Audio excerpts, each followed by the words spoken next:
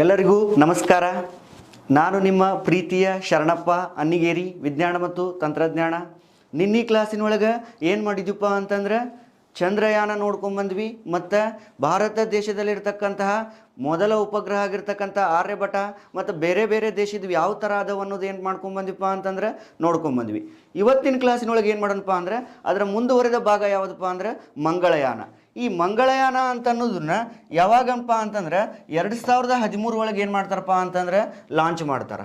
ಮಂಗಳನ ಗ್ರಹದ ಏನು ಮಾಡ್ಬೋದಪ್ಪ ಅಂತಂದ್ರೆ ಅಧ್ಯಯನ ಮಾಡುವಂತಹ ಪರ್ಪೋಸಿಂದ ನಾವೇನು ಮಾಡ್ತೀವಿ ಅಂತಂದ್ರೆ ಮಂಗಳಯಾನವನ್ನು ಮಾಡ್ತೀವಿ. ನೋಡ್ರಿ, 2012 ಒಳಗೆ ಮಂಗಳಯಾನ ಮಾಡಬೇಕು ಅಂತಂದು ಒಂದು ಪ್ಲ್ಯಾನ್ ಹಾಕ್ತಾರೆ. ಪ್ಲ್ಯಾನ್ ಹಾಕಿದ ಮೇಲೆ ಅದು 2013 ನವೆಂಬರ್ 5ಕ್ಕೆ ಏನಾಕತ್ತಪ್ಪ ಅಂತಂದ್ರೆ ಈ ಮಂಗಳಯಾನವನ್ನು ಮಾಡಬೇಕು ಅನ್ನೋದು ಅಂತ ಏನು ಮಾಡ್ತದಪ್ಪ ಅಂತಂದ್ರೆ ಲಾಂಚ್ ಮಾಡ್ತಾರೆ. ಲಾಂಚ್ ಮಾಡಿದಾಗ ಅದ್ರ ಉದ್ದೇಶ ಏನಾಗಿತ್ತು ರೀ ಸರ್ ಅಂತ ಕೇಳಿದರೆ, ಮಂಗಳ ಗ್ರಹದ ಒಂದು ಧ್ರುವದಲ್ಲಿ ಸಾವಿರಾರು ಕಿಲೋಮೀಟರ್ ಮಂಜುಗಡ್ಡೆ ಪ್ರದೇಶ ಇರುವುದನ್ನು ಏನು ಮಾಡ್ತಪ್ಪ ಅಂತಂದ್ರೆ ಪತ್ತೆ ಹಚ್ಚಿ ನಮಗೇನು ಮಾಡ್ತಪ್ಪ ಅಂತಂದ್ರೆ ಹೇಳುತ್ತು. ಸರ್ ಹಂಗಂದ್ರೆ ಇದಕ್ಕೆ ಯಾವ ಒಂದು ರಾಕೆಟನ್ನು ಬಳಸಿದ್ರು ಅಂತ ಕೇಳಿದ್ರೆ, ಯಾವ ಒಂದು ರಾಕೆಟ್ ಅಂತಂದ್ರೆ PSLV C-25 ಅನ್ನುವಂಥ ಒಂದು ರಾಕೆಟನ್ನು ಬಳಸಿದ್ರು. ಎಲ್ಲಿಂದ ಕಳಿಸಿದ್ರಿ ಸರ್ ಅಂತಂದರೆ ಸತೀಶ್ ಧವನ್ ಲಾಂಚಿಂಗ್ ಸ್ಟೇಷನ್ ಏನು ಮಾಡಿದ್ರಪ್ಪ ಅಂತಂದ್ರೆ ಅಲ್ಲಿಂದ ಏನು ಮಾಡಿದ್ರು ಅಂತಂದ್ರೆ ಕಳಿಸಿದ್ರು. ಇದಕ್ಕೆ ಎಷ್ಟು ಕೋಟಿ ಖರ್ಚಾಯಿತು ಅಂತಂದರೆ ಸುಮಾರು 450 ಕೋಟಿ ರೂಪಾಯಿ ಏನಾಯ್ತಪ್ಪ ಅಂತಂದ್ರೆ ಖರ್ಚು ಆಯಿತು. ಖರ್ಚಾಗಿ ಇದು ಏನು ಮಾಡ್ತಪ್ಪ ಅಂತಂದರೆ ಈ ಒಂದು ಮಂಗಳ ಗ್ರಹದ ಒಂದು ವೀಕ್ಷಣೆಯನ್ನು ಯಾವ ಥರ ಅಲ್ಲಿ ಮಂಗಳ ಗ್ರಹದ ಮೇಲೆ ಐತಿ ಅಂತಂದು ಸುಮಾರು 7 ರಿಂದ 9 ವರ್ಷಗಳ ಕಾಲ ಏನು ಮಾಡ್ತಪ್ಪ ಅಂತಂದ್ರೆ ಇದು ನಮಗೆ ಇನ್ಫಾರ್ಮೇಶನ್ ಕೊಡ್ತು. ಇತ್ತೀಚೆಗೆ ಮೊನ್ನೆ 2021 ಕೆ ಶಿವನ್ ಅವ್ರು ಹೇಳ್ದಂಗೆ ಏನು ಮಾಡಿದ್ರಪ್ಪ ಅಂತಂದ್ರೆ ಇನ್ನೂ ಕೂಡ ಅದು ಮಂಗಳ ಗ್ರಹದ ಇಮೇಜಸ್ ಅನ್ನ ಏನು ಮಾಡಕತ್ತಪ್ಪ ಅಂತಂದ್ರೆ ಕೊಡಾಕತ್ತೈತಿ ಈ ಒಂದು ಮಂಗಳಯಾನ. ಇನ್ನು ನೆಕ್ಸ್ಟು ಈ ಮಂಗಳಯಾನದೊಳಗೆ 450 ಕೋಟಿ ರೂಪಾಯಿ ಖರ್ಚು ಮಾಡಿದ್ರು. ಬೇರೆ ಬೇರೆ ದೇಶದ ಮಂಗಳ ಗ್ರಹಕ್ಕೆ ಹೋಗಿದ್ರು. ಬಟ್ ಮೊದಲ ಪ್ರಯತ್ನದಲ್ಲಿ ಅವ್ರು ಏನಾಗಿದ್ರಪ್ಪ ಅಂತಂದ್ರೆ ವಿಫಲವಾಗಿದ್ರು. ಆದ್ರೆ ಭಾರತ ದೇಶ ಏನ್ ಮಾಡಿದ್ರಪ್ಪ ಅಂತಂದ್ರೆ ಮೊದಲ ಪ್ರಯತ್ನದಲ್ಲೇ ಏನ್ ಮಾಡದಪ್ಪ ಅಂತಂದ್ರೆ ಗೆದ್ದು ಬಂತು. ಅದರ ಒಂದು ನಿರ್ವಾಹಕರು ಯಾರಾಗಿದ್ರು ಅಂತಂದ್ರೆ ರಾಧಾಕೃಷ್ಣನ್ ಅವರು ಏನು ಮಾಡಿದ್ರು ಅಂತಂದ್ರೆ ಆ ಒಂದು ಸಮಯದೊಳಗೆ ಯಾವ ಒಂದು ಸಮಯದೊಳಗ್ರಿ ರಾಧಾಕೃಷ್ಣನ್ ಅವರು ಏನಾಗಿದ್ರಪ್ಪ ಅಂತಂದ್ರೆ ಇಸ್ರೋದ ಸಂಸ್ಥೆಯ ಅಧ್ಯಕ್ಷರಾಗಿದ್ರು. ಅರ್ಥ ಆಯ್ತು? ಇಸ್ರೋ ಸಂಸ್ಥೆಯ ಅಧ್ಯಕ್ಷರಾಗಿದ್ರು. ಸುಮಾರು 300 ದಿನಗಳ ಕಾಲ. ಎಷ್ಟ್ರಿ? 300 ದಿನಗಳ ಕಾಲ. ಅಂದ್ರೆ ಇದರ ಅರ್ಥ ಏನಪ್ಪಾ ಅಂದ್ರೆ 2013 ನವೆಂಬರ್ 5ಕ್ಕೆ ನಾವು ಲಾಂಚ್ ಮಾಡಿದ್ವಿ ಸತೀಶ್ ಧವನ್ ಲಾಂಚಿಂಗ್ ಸ್ಟೇಷನ್ ಇಂದ.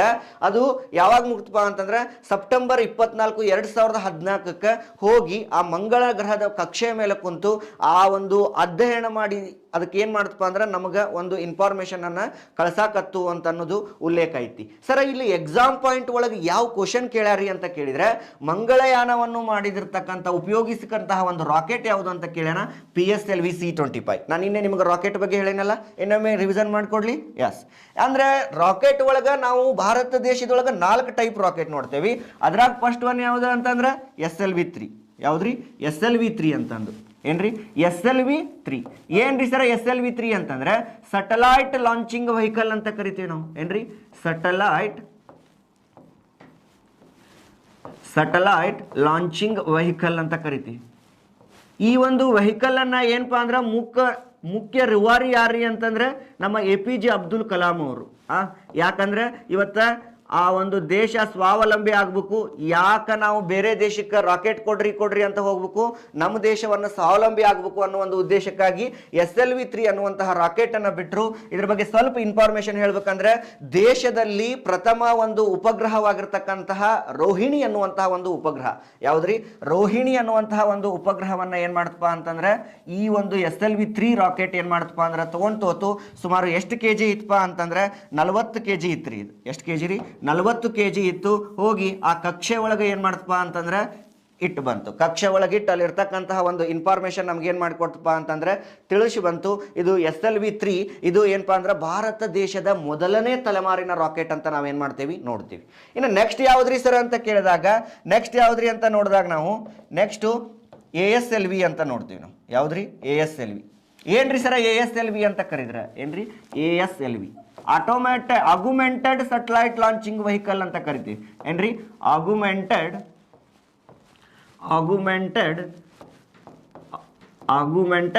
ಸಟಲೈಟ್ ಏನ್ರಿ?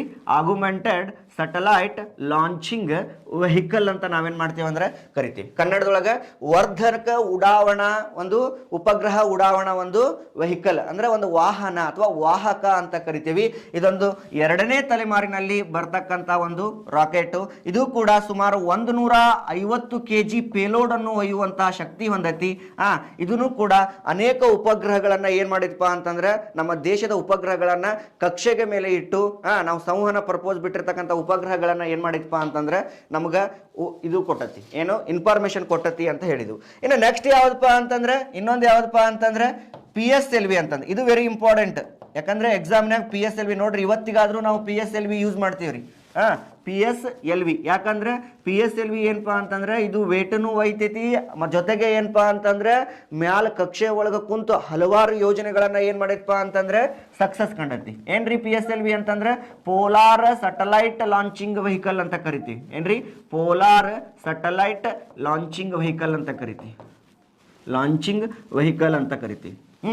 ಧ್ರುವೀಯ ಉಪಗ್ರಹ ಉಡಾವಣಾ ವಾಹನ ಅಂತ ನಾವೇನ್ ಮಾಡ್ತೀವಿ ಅಂದ್ರೆ ಕನ್ನಡದೊಳಗ ಕರಿತೀವಿ. ನೋಡ್ರಿ, ಇದ್ರ ಬಗ್ಗೆ ಹೇಳ್ಬೇಕಂತಂದ್ರೆ ಇದನ್ನ ಇಂಟ್ರೊಡ್ಯೂಸ್ ಮಾಡಿದ್ರು. ಯಾಕಂದ್ರೆ SLV ಇದ್ದಿದ್ದು ASLV, ಯಾಕಂದ್ರೆ ಅವುಗಳ ದೂರದ ಆಧಾರದ ಮೇಲೆ ನಾವೇನ್ ಮಾಡ್ತೀವಿ ಅಂತಂದ್ರೆ ಡಿವೈಡ್ ಮಾಡ್ತೀವಿ. ಇದ್ರ ಇಂಟ್ರೊಡ್ಯೂಸ್ ಮಾಡಿದೊಳಗ ಸುಮಾರು 51 ನಾವು ರಾಕೆಟ್ ಅನ್ನ ಬಿಟ್ರೆ ಅದ್ರ ಒಳಗ 48 ರಾಕೆಟ್ಗಳು ಏನಾಗ್ಯವಪ್ಪ ಅಂತಂದ್ರೆ ಸಕ್ಸಸ್ ಕಂಡವು. ನಾವು ಯಾವ ತರ ಮಾಡ್ತೇವೆ ನೋಡು, ಯಾವ ಕಕ್ಷೆ ಒಳಗೆ ಕುಂದಿರ್ಬೇಕು, ಯಾವ ತರ ಇನ್ಫಾರ್ಮೇಶನ್ ತಿಳ್ಕೋಬೇಕು, ಅದನ್ನ ಏನ್ ಮಾಡಿದ್ಪಾ ಅಂದ್ರೆ ಈ ಒಂದು ತುಳಸೈತಿ. ಇನ್ನು 2 ಹೇಳ್ಬೇಕಂದ್ರೆ ಅದ್ರೊಳಗೆ ಒಂದು ಪಾರ್ಶಿಯಲಿ ಎಕ್ಸಿಕ್ಯೂಟ್ ಆಗೈತಿ, ಒಂದ ಫೇಲ್ ಮಾಡೈತಿ ಇಷ್ಟು ದಿನ ಆದ್ರೂ. ಹಂಗಾಗಿ ಇದು ಇವತ್ತು ದೇಶದೊಳಗ ಅತಿ ಹೆಚ್ಚು ಏನ್ ಮಾಡಿದ್ಪ ಅಂತಂದ್ರೆ ಕೆಲಸ ಮಾಡೈತಿ. ಅತಿ ಹೆಚ್ಚು ಉಪಗ್ರಹಗಳನ್ನ ಏನ್ ಮಾಡಿದ್ಪ ಅಂದ್ರೆ ಕಕ್ಷೆ ಒಳಗೆ ಇಟ್ಟು ಇನ್ಫಾರ್ಮೇಶನ್ ಏನ್ ಮಾಡಿಸ್ಕೊಟ್ಟಪ್ಪ ಅಂತಂದ್ರೆ ತಿಳಿಸಿ ಬಂದೈತಿ. ಅದಕ್ಕೆ ನಾವು ಇಸ್ರೋದರ ಅದಕ್ಕೊಂದು ಏನಂತ ಕೋಡ್ ಕೊಟ್ಟಾರ ಅಂತಂದ್ರೆ ಕೆಲಸದ ಕುದುರೆ. ಏನಂತ ಕೊಟ್ಟಾರಿ? ಕೆಲಸದ ಕುದುರೆ ಅಥವಾ ವರ್ಕಿಂಗ್ ಹಾರ್ಸ್ ಅಂತ ನಾವೇನ್ ಮಾಡ್ತೀವ್ರಿ ಕರಿತೀವಿ. ಇದ ಕೆಲಸದ ಕುದುರೆ. ಏನ್ರಿ? ವರ್ಕಿಂಗ್ ಹಾರ್ಸ್ ಅಂತ ಕರಿತೀವಿ ನಾವು. ವರ್ಕಿಂಗ್ ಹಾರ್ಸ್ ಕೇಳ್ತಾರ, ಈ ಕೆಳಕಂಡ ಯಾವ ರಾಕೆಟ್ ಅನ್ನು ಕೆಲಸದ ಕುದುರೆ ಎಂದು ಕರೆಯುತ್ತಾರೆ? ನೆನ್ಪಿಟ್ಕೋಬೇಕು. ಇದ PSLV ಏನಪ್ಪಾ ಅಂದ್ರೆ ಇವತ್ತು ಸೀರೀಸ್ ಬರ್ತವೆ ನೋಡ್ರಿ. ಈಗ PSLV C11 ಅಂತಂದು ಉಪಯೋಗ ಮಾಡಿದ್ವಿ ನಾವು. ಇದು ಎದಕ್ ಬಿಡ್ತಾರ ಸರ್ ಅಂತಂದು ಕೇಳಿದ್ರೆ ಚಂದ್ರಯಾನವನ್ನು ಮಾಡಕ್ ನಾವೇನ್ ಬಿಟ್ವಿ ಆಗಲೇ ನಾವು ಹೇಳಿದ್ನೆ. ಇನ್ನು ನೆಕ್ಸ್ಟ್ ಈಗ ಮಂಗಳಯಾನ ನೋಡಕತ್ತಿದ್ವಿ. ಈ ಮಂಗಳಯಾನ ಏನಪ್ಪಾ ಅಂತಂದ್ರೆ PSLV C ಏನಪ್ಪಾ ಅಂತಂದ್ರೆ 25 ಅಂತ ಹೇಳ್ತೀವಿ ನಾವು. ಇದು ಏನಪ್ಪಾ ಅಂದ್ರೆ ಮಂಗಳಯಾನ. 104 ಉಪಗ್ರಹಗಳನ್ನು ಕಳಿಸಕ್ಕೂ ನಾವು PSLV ನ ಬಿಟ್ಟೇವಿ. ಇವತ್ತು ಅರ್ತ್ ಅಬ್ಸರ್ವೇಷನ್ ಸ್ಯಾಟಲೈಟ್ ಆಗಿರ್ಬೋದು, GSAT ಆಗಿರ್ಬೋದು, ಕಮ್ಯುನಿಕೇಶನ್ ಇರ್ಬೋದು, ಎಲ್ಲದಕ್ಕೂ ಏನ್ ಮಾಡ್ತೀವಪ್ಪ ಅಂದ್ರೆ ಈ PSLV ನ ಬಳಕೆ ಮಾಡ್ತೀವಿ. ಯಾಕಂದ್ರೆ ಇದು ಏನಪ್ಪಾ ಅಂತಂದ್ರೆ ಕರೆಕ್ಟ್ ಕಕ್ಷೆ ಒಳಗ ಕುಂತು ನಾವು ಅನ್ಕೊಳ್ಳುವಂತಹ ಒಂದು ಏನಪ್ಪಾ ಅಂದ್ರೆ ಸಂಪರ್ಕವನ್ನ ಕಲ್ಪಿಸಿಕೊಡಕ ಇಸ್ರೋದಕ್ಕ ಬಹಳ ಏನಾಗೈತಪ್ಪ ಅಂದ್ರೆ ಸಹಾಯ ಆಗೈತಿ. ಅದಕ್ಕೆ ನಾವೇನ್ ಮಾಡ್ತೇವೆ ಅಂತಂದ್ರೆ ವರ್ಕಿಂಗ್ ಹಾರ್ಸ್ ಅಂತ ನಾವೇನ್ ಮಾಡ್ತೇವಿ ಕರಿತೀವ್ರಿ. ಇನ್ನು ಲಾಸ್ಟ್ ಇನ್ನೊಂದು ಬರೋದು ಯಾವ್ದ್ರಿ ಅಂತಂದ್ರೆ ಲಾಸ್ಟ್ GSLV ಅಂತ ನಾವೇನ್ ಮಾಡ್ತೀವ್ರಿ ಕರಿತೀವಿ. ಯಾವ್ದ್ರಿ? GSLV. ಏನ್ರಿ ಸರ್ GSLV ಅಂತಂದ್ರೆ ಜಿಯೋಸಿಂಕ್ರೋನಸ್ ಜಿಯೋಸಿಂಕ್ರೋನಸ್ ಸಟಲೈಟ್ ಲಾಂಚಿಂಗ್ ವೆಹಿಕಲ್, ಭೂಸ್ಥಾಯಿ ಉಪಗ್ರಹ ಉಡಾವಣಾ ವಾಹನ ಅಂತ ಕರಿತೇವಿ. ಏನ್ರಿ ಸರ ಇದ್ರದ್ದು ಏನಪ್ಪಾ ಅಂತಂದ್ರೆ ಇದ್ರ ಒಂದು ಮೇನ್ ಗುಣ ಏನಪ್ಪಾ ಅಂದ್ರೆ ಅದು ಬಹಳ ಸ್ಪೀಡ್ ಹೋಗುತ್ತೆ, ಅಂದ್ರೆ ಬಹಳ ಒಂದು ದೂರ ಹೋಗುತ್ತೆ. ವೇಟ್ ಅನ್ನ ಏನ್ ಮಾಡ್ತಂದ್ರೆ ಕಡಿಮೆ ತಗೊಂಡು ಹೋಗುತ್ತೆ. ಯಾವುದು? PSLV. ಇದು ಏನಪ್ಪಾ ಅಂದ್ರೆ ಇದು ವೇಟ್ ಅನ್ನ ಹೆಚ್ಚಿಗೆ ತಗೊಂಡು ಹೋಗುತ್ತೆ. ಯಾಕಂದ್ರೆ ಪೇಲೋಡ್ ವೇಟ್ ಟನ್ ಗಂಟ್ಲೆ ಏನ್ ಮಾಡ್ತಪ್ಪ ಅಂತಂದ್ರೆ ಒಯ್ತೈತಿ. ನಿಮ್ಗೆಲ್ಲ ಗೊತ್ತಿರ್ಬೋದು, ಚಂದ್ರಯಾನ 2 ಆರ್ಬಿಟರ್ ಲ್ಯಾಂಡರ್ ಎಲ್ಲಾನು ಇಡ್ತೇವೆ ನಾವು. ಯಾಕಂದ್ರೆ ವೇಟ್ ಹೆಚ್ಚಿಗೆ ತಗೊಂಡು ಹೋಗಂತತಿ ಮತ್ತು ದೂರನೂ ಹೋಗುತ್ತೆ. ಹಾಗಾಗಿ ನಾವು ಇದಕ್ಕೆ ಏನಂತ ಕರಿತೀವಿ ಅಂದ್ರೆ ಆ ಸಮಯದೊಳಗೆ ಇದಕ್ಕೆ ಭಾರತದ ಬಾಹುಬಲಿ ಅಂತ ನಾವೇನ್ ಮಾಡ್ತೀವ್ರಿ ಕರಿತೀವಿ. ಏನಂತ ಕರಿತೀವ್ರಿ? ಭಾರತದ ಬಾಹುಬಲಿ ಅಂತ ನಾವೇನ್ ಮಾಡ್ತೀವಿ ಅಂದ್ರೆ ಕರಿತೀವಿ. ಅರ್ಥ ಆಯ್ತು? ಇದಕ್ಕ ಭಾರತದ ಬಾಹುಬಲಿ ಅಂತ ಕರಿತೀವಿ. ಅಥವಾ ಇನ್ನೂ ಒಂದು ಕರಿತಾರ ದೈತ್ಯ ಹುಡುಗ ಅಂತ ಕರಿತೀವಿ. GSLV ಇದ್ರೊಳಗ ಮತ್ತೆ ಏನ್ ಬರ್ತಪ್ಪ ಅಂತಂದ್ರೆ ಇದು ಬರ್ತಾವ ಟೈಪ್ಸ್. ಏನ್ರಿ? GSLV ಮಾರ್ಕ್ 3 ಮಾರ್ಕ್ 1 ಅಂತಂದು, GSLV MK ಮಾರ್ಕ್ 3 ಆಗಿರ್ಬೋದು. ನಾವು ಚಂದ್ರಯಾನ 2 ಇದಕ್ಕೆ ಯೂಸ್ ಮಾಡಿದ್ವಿ. ಮಾರ್ಕ್ 2 ಆಗಿರ್ಬೋದು. ಹಿಂಗೆ ಏನು ಮಾಡ್ತಪ್ಪ ಅಂತಂದ್ರೆ ಅವು ಸೀರೀಸ್ ಬರ್ತವೆ. ಈಗ ಹೆಂಗೆ ನಾವು PSLV C11 C25 ಹೇಳಿದ್ನಲ್ಲ ಹಂಗೆ ಇವೇನಪ್ಪ ಅಂದ್ರೆ ದೇಶದಲ್ಲಿರ್ತಕ್ಕಂತಹ ರಾಕೆಟ್ಗಳು ಅಂತ ನಾವೇನು ಮಾಡ್ತೇವೆ ನೋಡ್ತೀವಿ. ಯಾಕ ಭಾರತ ದೇಶದೊಂದಾಗ ಐತಿ ರಾಕೆಟ್ ಉಡಾವಣೆ ಮಾಡುವಂಥ ಕೇಂದ್ರಗಳು ಎಲ್ಲದಪ್ಪ ಅಂತಂದ್ರೆ ಇಲ್ಲೇ ಒಂದು ಆಂಧ್ರ ಪ್ರದೇಶ ಮತ್ತು ಕೇರಳದಾಗ ಆದವು. ನಾ ಹೇಳಿದ್ನೆ ನಿನ್ನೆ ಕ್ಲಾಸ್ನೊಳಗೆ ಏನು ಯಾಕ್ರಿ ಸರ ಅವನ ಸೆಲೆಕ್ಟ್ ಮಾಡಿದ್ರು ಯಾಕ ಅಂತಂದು ಹೇಳಿದ್ನಲ್ರಿ. ಯಾಕಂತಂದ್ರೆ ನೆನ್ಪಿಟ್ಕೋಬೇಕು. ಫಸ್ಟ್ ಯಾವುದಪ್ಪ ಅಂತಂದ್ರೆ ನಾ ಸಮಭಾಜಕ ವೃತ್ತಕ್ಕೆ ಸಮೀಪ ಐತಿ. ಏನ್ರಿ ಸಮಭಾಜಕ ವೃತ್ತಕ್ಕೆ ಸಮೀಪ ಐತಿ. ಸಮಭಾಜಕ ವೃತ್ತಕ್ಕೆ ಸಮೀಪ ಐತಿ ಅಂತಂದ್ರೆ ಗುರುತ್ವ ವೇಗೋತ್ಕರ್ಷ ಏನಿರ್ತೈತ್ರಿ ಅಲ್ಲಿ ಕಡಿಮೆ ಇರ್ತೈತ್ರಿ. ಏನಿರ್ತೈತ್ರಿ ಗುರುತ್ವ ವೇಗೋತ್ಕರ್ಷ ಏನಿರ್ತೈತಂದ್ರೆ ಕಡಿಮೆ ಇರ್ತೈತಿ. ಗುರುತ್ವ ವೇಗೋತ್ಕರ್ಷ ಕಡಿಮೆ ಐತಿ ಅಂತಂದ್ರೆ ಹೋಗುವಂತಹ ಸ್ಪೀಡ್ ಏನಕತ್ತಂದ್ರೆ ಹೆಚ್ಚಿಗೆ ಆಕತಿ. ನೋಡ್ರಿ ಗುರುತ್ವ ವೇಗೋತ್ಕರ್ಷ ಸಮಭಾಜಕ ವೃತ್ತಕ್ಕೆ ಇಲ್ಲೇ ಸಮೀಪ ಐತಿ ನಮ್ಮ ಭಾರತ ದೇಶ. ಇಲ್ಲ ಐತಲ್ರಿ ಇದು ಭೂಮಿ, ಇದು ಸಮಭಾಜಕ ವೃತ್ತ. ನಮ್ಮ ಭಾರತ ದೇಶ ಎಲ್ಲಿ ಬರ್ತೈತ್ರಿ ಇಲ್ಲಿ ಕಂಡು ಬರ್ತೈತಿ. ಇಲ್ಲಿ ಕಂಡು ಬರ್ತೈತಿ ಅಂತಂದ್ರೆ ಇದರ ಅರ್ಥ ಏನು ಸಮಭಾಜಕ ವೃತ್ತಕ್ಕೆ ಏನೈತೆ ಅಂದ್ರೆ ಸಮೀಪ ಐತಿ. ಸಮೀಪ ಇರೋದ್ರಿಂದ ಗುರುತ್ವ ವೇಗೋತ್ಕರ್ಷ ಏನೈತಿ ಅಂತಂದ್ರೆ ಕಡಿಮೆ ಐತಿ. ಗುರುತ್ವ ವೇಗೋತ್ಕರ್ಷ ಕಡಿಮೆ ಐತಿ ಅಂದ್ರೆ ನಾವು ಹೋಗುವಂತಹ ರಾಕೆಟ್ ಸ್ಪೀಡ್ ಹೆಚ್ಚಿಗೆ ಆಕತಿ. ಯಾಕಂದ್ರೆ ನಿಮಗೆ ಗೊತ್ತಿರಬೇಕು ಏನಪ್ಪಾ ಅಂತಂದ್ರೆ ಧ್ರುವ ಪ್ರದೇಶಕ್ಕೆ ಹೋದಂಗ ಗುರುತ್ವ ವೇಗೋತ್ಕರ್ಷ ಏನಾಕತ್ತಪ್ಪ ಅಂತಂದ್ರೆ ಹೆಚ್ಚಾಕತಿ ಅಂತ ಅನ್ನೋದು ನಮಗೆ ಗೊತ್ತಿರಬೇಕು. ನಿಮ್ಗೆ ಗೊತ್ತಿರಲಿ. ಇಲ್ಲಿ ಯಾವ ಥರ ಕ್ವಶನ್ ಮಾಡ್ತಾನೆ ಅಂತಂದ್ರೆ ಇಲ್ಲಿ ಒಂದು ಪ್ಲೇಸ್ ತೊಗೊಂತಾನೆ, ಅಕಸ್ಮಾತ್ ತಮಿಳ್ನಾಡು ತೊಗೊಂತಾನೆ. ತಮಿಳ್ನಾಡುಗಿಂತ ನಾವು ಜಮ್ಮು ಕಾಶ್ಮೀರಕ್ಕೆ ಹೋದಂತೆ ಗುರುತ್ವ ವೇಗೋತ್ಕರ್ಷ ಡ್ಯಾಶ್ ಅಂತ ಕೊಡ್ತಾನೆ. ಹೆಚ್ಚು, ಕಡಿಮೆ, ಸಮ ಅಂತಂದು ಈ ಥರ ಕೊಡ್ತಾನೆ. ನಿಮಗೆ ಕಾನ್ಸೆಪ್ಟ್ ಏನು ಗೊತ್ತಿರಬೇಕು, ಧ್ರುವ ಪ್ರದೇಶಕ್ಕೆ ಹೋದಂಗೆ ನಮ್ದು ಏನಕ್ಕಪ್ಪ ಅಂದರೆ ಗುರುತ್ವ ವೇಗೋತ್ಕರ್ಷ ಹೆಚ್ಚಾಕತಿ ಅಂತ ಅನ್ನೋದು ನಿಮಗೇನಿರಬೇಕು ಕಾನ್ಸೆಪ್ಟ ಗೊತ್ತಿದ್ರೆ ಈ ಥರ ಟ್ವಿಸ್ಟೆಡ್ ಮಾಡಿ ಕ್ವಶನ್ ಹೇಳಿದ್ರು ನಿಮ್ಗೆ ಏನಕ್ಕಪ್ಪ ಅಂದ್ರೆ ಅರ್ಥ ಆಕತಿ. ಗ್ರಾವಿಟಿ ಏನಕ್ಕಪ್ಪ ಅಂದ್ರೆ ಭೂಮಿ ಮೇಲೆ ಏನಪ್ಪ ಅಂದ್ರೆ ಬೇರೆ ಬೇರೆ ಗ್ರಹದೊಳಗೆ ಬೇರೆ ಬೇರೆ ಇರ್ತೈತಿ. ಈಗ ಒಂದು ಉದಾಹರಣೆ ಕೊಡ್ತಾನೆ ನಿಮಗೆ ಏನಪ್ಪ ಅಂದ್ರೆ ಭೂಮಿ ಮೇಲೆ ಒಬ್ಬ ಮನುಷ್ಯ ಎಷ್ಟು ಕೆ ಜಿ ಅದಾನಂದ್ರೆ 60 kg ಅದಾನಂತ ತಿಳ್ಕೊರಿ. ಎಷ್ಟು ಕೆ ಜಿ ಅದನ್ರಿ 60 kg ಅದನ್ನ ತಿಳ್ಕೊರಿ. ಅದ ಮನುಷ್ಯನ ಆ ಒಂದು ಭೂಮಿಯ ನೈಸರ್ಗಿಕ ಉಪಗ್ರಹ ಚಂದ್ರನ ಮೇಲೆ ಒಯ್ದ್ರೆ ನಾವು ಎಷ್ಟು ಕೆ ಜಿ ಹಾಕಾನ ಅಂತ ಕೇಳಿದ್ರೆ 10 kg ಹಾಕಾನ. ಯಾಕಂದ್ರೆ ಗ್ರಾವಿಟಿ ಏನಕ್ಕಂದ್ರೆ ಚೇಂಜ್ ಆಕತಿ. ಭೂಮಿಯಿಂದ ಎಷ್ಟು ಪರ್ಸೆಂಟ್ ಐತೆ ಅಂದ್ರೆ 1/6 ರಷ್ಟು ಐತಿ. ಅಂದ್ರೆ ಒಬ್ಬ ಮನುಷ್ಯ 60 kg ಇಲ್ಲಿ ಅದಾನಂತ ತಿಳ್ಕೊ ಭೂಮಿ ಮೇಲೆ. ಅದ ಮನುಷ್ಯ ಅಂತ ಚಂದ್ರನ ಮೇಲೆ ಒಯ್ದ್ರೆ ಏನಕ್ಕಪ್ಪ ಅಂತಂದ್ರೆ ಅವ 10 kg ಹಾಕಾನ. ಹಂಗ ಮಂಗಳ ಗ್ರಹದ್ದು ಬೇರೆ ಇರ್ತತಿ. ಬೇರೆ ಬೇರೆ ಗ್ರಹದ ಗ್ರಾವಿಟಿ ಏನಿರ್ತಪ್ಪ ಅಂತಂದ್ರೆ ಚೇಂಜ್ ಇರ್ತತಿ ಅಂತ ನಾವೇನ್ ಮಾಡ್ಬೋದಪ್ಪ ಅಂದ್ರೆ ನೋಡ್ಬೋದು. ಇದು ಏನಪ್ಪಾ ಅಂದ್ರೆ ನಮ್ಮಲ್ಲಿ ಹೆಮ್ಮೆಯಲ್ಲಿರ್ತಕ್ಕಂಥ ರಾಕೆಟ್ಗಳು. ಅದ್ರಾಗ ಒಂದು ಕಾನ್ಸೆಪ್ಟ್ ಹೇಳಿದ್ಯಾ ಸಮಭಾಜಕ ವೃತ್ತಕ್ಕೆ ಸಮೀಪ ಐತಿ. ಎರಡನೇದು ಏನಪ್ಪಾ ಅಂದ್ರೆ ಅಪೋಸಿಟ್ ರಾಷ್ಟ್ರಗಳು ಏನದಪ್ಪ ಅಂತಂದ್ರೆ ದೂರ ಅದಾವ. ಇನ್ನೊಂದೇನಪ್ಪಾ ಅಂದ್ರೆ ಭೂಮಿ ಪಶ್ಚಿಮದಿಂದ ಪೂರ್ವಕ್ಕೆ ಪರಿಭ್ರಮಣೆ ಮಾಡ್ತತಿ. ಪರಿಭ್ರಮಣೆ ಮಾಡಿದಾಗ ಹೋಗುವಂತಹ ಸ್ಪೀಡ್ ಹೆಚ್ಚಿಗೆ ಆಕತಿ ಅಂತ ಹೇಳಿದ್ನ್ಯಾ. ಇನ್ನು ನೆಕ್ಸ್ಟ್ ಏನಪ್ಪಾ ಅಂತಂದ್ರೆ ಏನಾದರೂ ಲೋಪದೋಷಗಳ ಕಂಡು ಬಂದ್ರೆ ಮಗ್ಲಕ್ಕೆ ಬಂಗಾಳ ಮತ್ತು ಕೊಲ್ಲಿ ಮತ್ತೇನೈತೆ ಅಂದ್ರೆ ಅರಬ್ಬಿ ಸಮುದ್ರ ಮತ್ತು ಬಂಗಾಳ ಕೊಲ್ಲಿ ಐತಿ. ಏನಾದರೂ ಲೋಪದೋಷಗಳ ಕಂಡು ಬಂದ್ರೆ ರಾಕೆಟ್ನೊಳಗೆ ಅಲ್ಲಿ ಬಂದು ಬೀಳ್ತವು ಅನ್ನೋ ಒಂದು ಉದ್ದೇಶಕ್ಕಾಗಿ ಏನು ಮಾಡಿದಪ್ಪ ಅಂದ್ರೆ ರಾಕೆಟ್ ಲಾಂಚಿಂಗ್ ಸ್ಟೇಷನ್ ಅನ್ನ ಏನು ಮಾಡಿದ್ವಿ ಅಂತಂದ್ರೆ ಇಲ್ಲೇ ನೋಡ್ತೀವಿ. ಅರ್ಥ ಆಯ್ತು. ಇನ್ನು ನೆಕ್ಸ್ಟ್ ಯಾವುದಪ್ಪ ಅಂತಂದ್ರೆ 100 ಈಗ ನಾವು ಮಂಗಳಯಾನ ನೋಡ್ಕೊಂಡ್ ಬಂದ್ವಿ. ಏನಾಯ್ತ್ರಿ ಮಂಗಳಯಾನವನ್ನೊಳಗೆ ಏನ್ ಮಾಡಿದ್ರಿ ನಾವು ಈ ಒಂದು ಮಂಗಳಯಾನವನ್ನೊಳಗೆ ಈ ಮಂಗಳಯಾನವನ್ನೊಳಗೆ ಮಂಗಳನ ಮೇಲ್ಮೈ ಅಧ್ಯಯನ ಮಾಡಕ್ ನಾವೇನ್ ಮಾಡಿದ್ವಿ ಅಂತಂದ್ರೆ ಮಂಗಳಯಾನವನ್ನ ಮಾಡಿದ್ವಿ. ಅರ್ಥ ಆಯ್ತು. ಏನು ಮಂಗಳ ಗ್ರಹದ ಯಾವ ಒಂದು ರಾಕೆಟ್ ಬಳಸಿದ್ವಿ ಅಂತಂದ್ರೆ ಏನ್ ಹೇಳಿದ್ವಿ ನಾವು PSLV C-25 ಅನ್ನುವಂತಹ ರಾಕೆಟ್ ಅನ್ನ ಬಳಸಿದ್ವಿ. ಮತ್ತೇನಪ್ಪ ಅಂತಂದ್ರೆ ಇದಕ್ಕೆ 450 ಕೋಟಿ ರೂಪಾಯಿ ಖರ್ಚಾಗಿತ್ತು ಅಂತ ಹೇಳಿದ್ದೆ. ರಾಧಾಕೃಷ್ಣನ್ ಅವ್ರು ಏನಾಗಿದ್ರಪ್ಪ ಅಂತಂದ್ರೆ ಆ ಸಮಯದೊಳಗೆ ಇಸ್ರೋದ ಅಧ್ಯಕ್ಷರಾಗಿದ್ರು ಅಂತ ನಾವೇನ್ ಮಾಡಿದ್ವಿ ಅಂತಂದ್ರೆ ಹೇಳಿದ್ವಿ. ಇದು ಏನ್ ಮಾಡತ್ತಪ್ಪ ಅಂದ್ರೆ ಮಂಗಳ ಗ್ರಹದ ಧ್ರುವದಲ್ಲಿ ಸಾವಿರಾರು ಕಿಲೋಮೀಟರ್ ಮಂಜುಗಡ್ಡೆ ಪ್ರದೇಶ ಇದೆ ಅಂತ ಪತ್ತೆ ಹಚ್ತು. ಮತ್ತೇನಪ್ಪ ಅಂದ್ರೆ ಮೀಥೇನ್ ಗ್ಯಾಸ್ ಐತಿ ಅನ್ನೋದನ್ನು ಪತ್ತೆ ಹಚ್ಚಿ. ಯಾಕಂದ್ರೆ ಮೀಥೇನ್ ಗ್ಯಾಸ್ ಐತಿ ಅಂದ್ರೆ ಅಲ್ಲಿ ಸೂಕ್ಷ್ಮಾಣು ಜೀವಿಗಳು ಅದವು ಅಂತ ಅರ್ಥ ಆಯ್ತು. ಹಿಂಗಾಗಿ ಏನು ಮಾಡ್ತಪ್ಪ ಅಂದ್ರೆ ಈ ಮಂಗಳ ಗ್ರಹ ಈ ಮಂಗಳಯಾನ ಏನು ಮಾಡ್ತಪ್ಪ ಅಂದ್ರೆ ಮಂಗಳ ಗ್ರಹದ ಧ್ರುವದಲ್ಲಿ ಏನದವ ಅಂತಂದ್ರೆ ಮಂಜುಗಡ್ಡೆ ಐತಿ ಅಂತ ಏನು ಮಾಡ್ತಂದ್ರೆ ತೋರಿಸ್ಕೊಡ್ತು. ಇನ್ನು ನೆಕ್ಸ್ಟ್ ನಾವು ನೋಡ್ಬೇಕು ಅಂತಂದ್ರೆ 104 ಉಪಗ್ರಹಗಳನ್ನು ಕಳುಹಿಸಿದ ಭಾರತ. ನೋಡ್ರಿ ಏನ್ರಿ ಅಂದ್ರೆ ಜಗತ್ತಿನೊಳಗೆ ಇವತ್ತು ಮುಂದುವರೆದ ರಾಷ್ಟ್ರಗಳು ಯಾವ್ಯಾವ್ರಿ ಅಂತಂದ್ರೆ ನಾವು ಸ್ಪೇಸ್ ಒಳಗೆ ನಾವು ಒಂದು ರಷ್ಯಾ ಹೇಳ್ತೀವಿ, ಇನ್ನೊಂದು ಯಾವ್ದು ಹೇಳ್ತೀವ್ರಿ ಅಮೇರಿಕಾ ಹೇಳ್ತೀವಿ. ಏನ್ರಿ ಸರ ಇದು 104 ಉಪಗ್ರಹಗಳು ಅಂತಂದ್ರೆ ನೋಡ್ತಮ್ಮ ಇವತ್ತು ನಾವು ಏನಾದರೂ ಸಾಧನೆ ಮಾಡ್ಬೇಕಂದ್ರೆ ಯಾರ ಮಾಡ್ಲಾರ್ದನ್ನ ನಾವು ಮಾಡಿಬಿಟ್ವಿ ಅಂತಂದ್ರೆ ನಮ್ದು ಏನಪ್ಪಾ ಅಂದ್ರೆ ಜಗತ್ತಿನೊಳಗೆ ಒಂದು ಹೆಸರು ಕುಂದಿರ್ತತಿ. ಆ ಒಂದು ಪ್ರಾಜೆಕ್ಟ್ ಇಟ್ಕೊಂಡು ಭಾರತ ದೇಶದಲ್ಲಿರ್ತಕ್ಕಂತಹ ಹೆಮ್ಮೆಯ ಸಂಸ್ಥೆ ಏನ್ ಮಾಡ್ತಪ್ಪ ಅಂತಂದ್ರೆ ಈ 104 ಉಪಗ್ರಹಗಳನ್ನ ಕಳಿಸ್ತು. ಯಾವಾಗ ಕಳಿಸ್ರಿ ಸರ ಅಂತ ಕೇಳಿದ್ರೆ 2017 ಏನ್ ಮಾಡ್ತಂದ್ರೆ ಕಳಿಸ್ತು. ಫೆಬ್ರವರಿ 15, 2017 ಏನ್ ಮಾಡ್ತಂದ್ರೆ ಕಳಿಸ್ತು. ಹಂಗಂದ್ರೆ ಸರ ಈ 104 ಯಾವ ಒಂದು ರಾಕೆಟ್ ಬಳಸಿದ್ನರಿ ಅಂತ ಕೇಳ್ತಾನ. ಯಾವ ಒಂದು ರಾಕೆಟ್ ಬಳಸಿದ್ನ ಅಂತಂದ್ರೆ PSLV ಏನ್ರಿ PSLV C-37 ಅಂತ ನಾವೇನ್ ಮಾಡ್ಬೋದು ನೋಡ್ಬೋದು. ಅರ್ಥಾತು PSLV C-37 ಅನ್ನುವಂಥ ರಾಕೆಟ್ ಮುಖಾಂತರ ಏನು ಮಾಡಿದ್ವಿಪ್ಪ ಅಂದ್ರೆ 104 ಉಪಗ್ರಹಗಳನ್ನು ಕೊಡಿಸಿದ್ವಿ. ಯಾವಾಗ ಅಂತಂದ್ರೆ 2017 ನಾವೇನು ಮಾಡಿದ್ವಿ ಅಂತಂದ್ರೆ ಕಳಿಸಿದ್ವಿ. ಎಲ್ಲಿಂದ ಕಳಿಸಿದ್ರಿ ಸರ್ ಅಂತ ಕೇಳಿದ್ರೆ ಸತೀಶ್ ಧವನ್ ಲಾಂಚಿಂಗ್ ಸ್ಟೇಷನ್ ಇಂದ ಏನು ಮಾಡಿದ್ವಿ ಅಂದ್ರೆ ಕಳಿಸಿದ್ವಿ. ಆ 104 ಉಪಗ್ರಹ ಒಳಗೆ ಏನಪ್ಪಾ ಅಂತಂದ್ರೆ 2 ಉಪಗ್ರಹಗಳು ನಮ್ಮವು, 88 ಉಪಗ್ರಹಗಳು ಅಮೆರಿಕ ಇದ್ವು ಏನ್ರಿ. 88 ಉಪಗ್ರಹಗಳು ಯಾವ ದೇಶದ್ವಿದ್ವು? ಅಮೆರಿಕ ದೇಶದ್ವಿದ್ವು.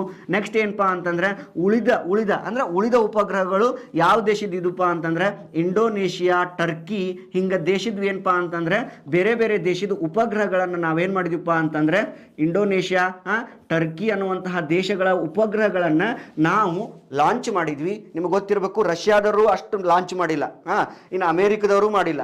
ಜಗತ್ತಿನೊಳಗ 104 ಉಪಗ್ರಹಗಳನ್ನು ಕಳಿಸಿರ್ತಕ್ಕಂತಹ ಅಂದ್ರೆ ಒಂದು ಹಿಸ್ಟ್ರಿ ದಾಖಲೆ ಮಾಡ್ತೀರಿ. ಯಾವಾಗ? 2017 ಜಗತ್ತಿನಲ್ಲಿ 104 ಉಪಗ್ರಹಗಳನ್ನು ಕಳಿಸಿರ್ತಕ್ಕಂಥ ಏಕೈಕ ದೇಶ ಯಾವುದು ಅಂತಂದ್ರೆ ಭಾರತ. ನೋಡ್ರಿ ಸರ, ಈಗ 88 ಅಂತ ಹೇಳ್ತೀರಿ ಅಮೆರಿಕ ದೇಶದ್ವು ಅಥವಾ ಉಳಿದೆಲ್ಲ ದೇಶದ ಇಂಡೋನೇಷ್ಯಾದ್ವು ಅಂತ ಹೇಳ್ತೀರಿ ಸರ. ಈ ಉಪಗ್ರಹಗಳನ್ನ ನಾವು ನಮ್ಮ ರಾಕೆಟ್ ಒಳಗೆ ಇಟ್ಕೊಂಡು ಹೋಗ್ತೇವಲ್ಲ, ಇದ್ರಾಗಿಂದ ನಮಗೇನಾರು ಲಾಭ ಐತೇನ್ರಿ? ಐತ್ರಿ ಸರ್. ಹೆಂಗ್ರಿ? ಈಗ ನಾವು ಒಂದು ಉಪಗ್ರಹವನ್ನ ಬೇರೆ ದೇಶದ ನಾವು ಇಟ್ಕೊಂಡಿರೋದು ಅಂತಂದ್ರೆ ನಾವು ಒಂದು ಒಪ್ಪಂದ ಮಾಡ್ಕೊಂತೀವಿ, ನಿಮ್ಮ ಉಪಗ್ರಹವನ್ನು ನಾವು ಒಯ್ತೇವಿ, ನಮ್ಗೆ ಇಂತಿಷ್ಟು ಅಮೌಂಟ್ ಕೊಡಬೇಕು ನೀವು ಅಂತಂದ್ರೆ. ಯಾಕಂದ್ರೆ ನಾವು ಏನಪ್ಪಾ ಅಂದ್ರೆ ಇದು ನಮ್ಮ ರಾಕೆಟ್ ಅನ್ನ ಯೂಸ್ ಮಾಡ್ಕೊಂಡು ನಾವೇನ್ ಮಾಡಿರ್ತೇವೆ ಅಂದ್ರೆ ಬಿಟ್ಟಿರ್ತೇವೆ. ಈಗ ಸಾಮಾನ್ಯವಾಗಿ ಒಂದೂರಿಂದ ಒಂದೂರಿಗೆ ಹೋಗ್ಬೇಕಂತಂದ್ರೆ ನಾವೇನ್ ಮಾಡ್ತೀವಿ ಅಂದ್ರೆ ವೆಹಿಕಲ್ ಚಾರ್ಜ್ ಕೊಡ್ತೀವಿ. ಹಂಗ ಒಂದು ದೇಶದ ಒಂದು ಏನಪ್ಪಾ ಅಂತಂದ್ರೆ ನಾವೊಂದು ಉಪಗ್ರಹ ಒಯ್ಯಬೇಕು ಅಂತಂದ್ರೆ ಅದಕ್ಕೆ ಏನ್ ಮಾಡ್ಬೇಕಂದ್ರೆ ಚಾರ್ಜ್ ಕೊಡ್ತಾರ. ಇವತ್ತ ಎಲ್ಲವನ್ನು ಏನ್ ಮಾಡ್ತಿದ್ಪ ಅಂದ್ರೆ ಇಸ್ರೋದ ಸಂಬಳ ಅಂದ್ರೆ ಅಲ್ಲಿರ್ತಕ್ಕಂಥ ವಿದ್ಯಾರ್ಥಿಗಳಿಗೆ ವಿಜ್ಞಾನಿಗಳಿಗೆ ಸಂಬಳವನ್ನ ಯಾರು ಕೊಡ್ತಿದ್ರು? ಇಸ್ರೋದರ ಕೊಡ್ತಿದ್ರು. ಈಗೇನಪ್ಪಾ ಅಂದ್ರೆ ಇಸ್ರೋ ಕೂಡ ದೇಶಕ್ಕೆ ಏನಾಗತ್ತೆ ಅಂದ್ರೆ ಬೆನ್ನೆಲುಬು ಆಗಿ ನಿಂತೈತಿ. ಈ ತರ ಬೇರೆ ಬೇರೆ ದೇಶದ ಉಪಗ್ರಹಗಳನ್ನ ಲಾಂಚ್ ಮಾಡುವುದರ ಮುಖಾಂತರ ವಾಣಿಜ್ಯ ಕ್ಷೇತ್ರದಲ್ಲಿ ಅಂದ್ರೆ ಕಾಮರ್ಸ್ ಕ್ಷೇತ್ರದಲ್ಲಿ ಏನಾಗೈತಿಪ್ಪ ಅಂತಂದ್ರೆ ಮುಂದುವರೆದೈತಿ. ನಿಮಗ ಏನಪ್ಪಾ ಅಂದ್ರೆ ಇಲ್ಲಿ 2019 ಒಂದು ಕ್ವಶನ್ ಕೇಳಿದ್ರಿ. ಏನಂತ ಕೇಳಿನ PSIಗೆ? ಇಸ್ರೋ ನಡೆದು ಬಂದ ದಾರಿ ಏನ್ರಿ? ಇಸ್ರೋ ನಡೆದು ಬಂದ ದಾರಿ ಅಥವಾ ಇಸ್ರೋದ ಇತಿಹಾಸ ಅಂತ ಕೇಳಿದ್ನ. ಅವಾಗ ನೀವು ಇಂಥವೆಲ್ಲ ಪಾಯಿಂಟ್ಸ್ ಬರೆದ್ವಿ ಅಂತಂದ್ರೆ ನಿಮ್ದು ವೇಟೇಜ್ ಏನಕ್ಕಪ್ಪ ಅಂತಂದ್ರೆ ಹೆಚ್ಚಿಗೆ ಆಕತಿ. 104 ಉಪಗ್ರಹಗಳನ್ನು ಕಳಿಸಿದ ಭಾರತ. ಯಾಕಂದ್ರೆ ನಾವೇನಪ್ಪಾ ಅಂದ್ರೆ ಪ್ರಬಂಧ ಬರೆಯುವುದು ಉದ್ದೇಶ ಏನಪ್ಪಾ ಅಂತಂದ್ರೆ ಯಾವುದಾದ್ರೂ ಹೊಸದನ್ನ ಬರೆದು ಅಂತಂದ್ರೆ ಆಟೋಮೆಟಿಕಲಿ ಅವ್ರಿಗೆ ಏನಾಕತ್ತಪ್ಪ ಅಂದ್ರೆ ಚೆಕ್ ಮಾಡೋರಿಗೆ ಲೈಕ್ ಆಕತಿ.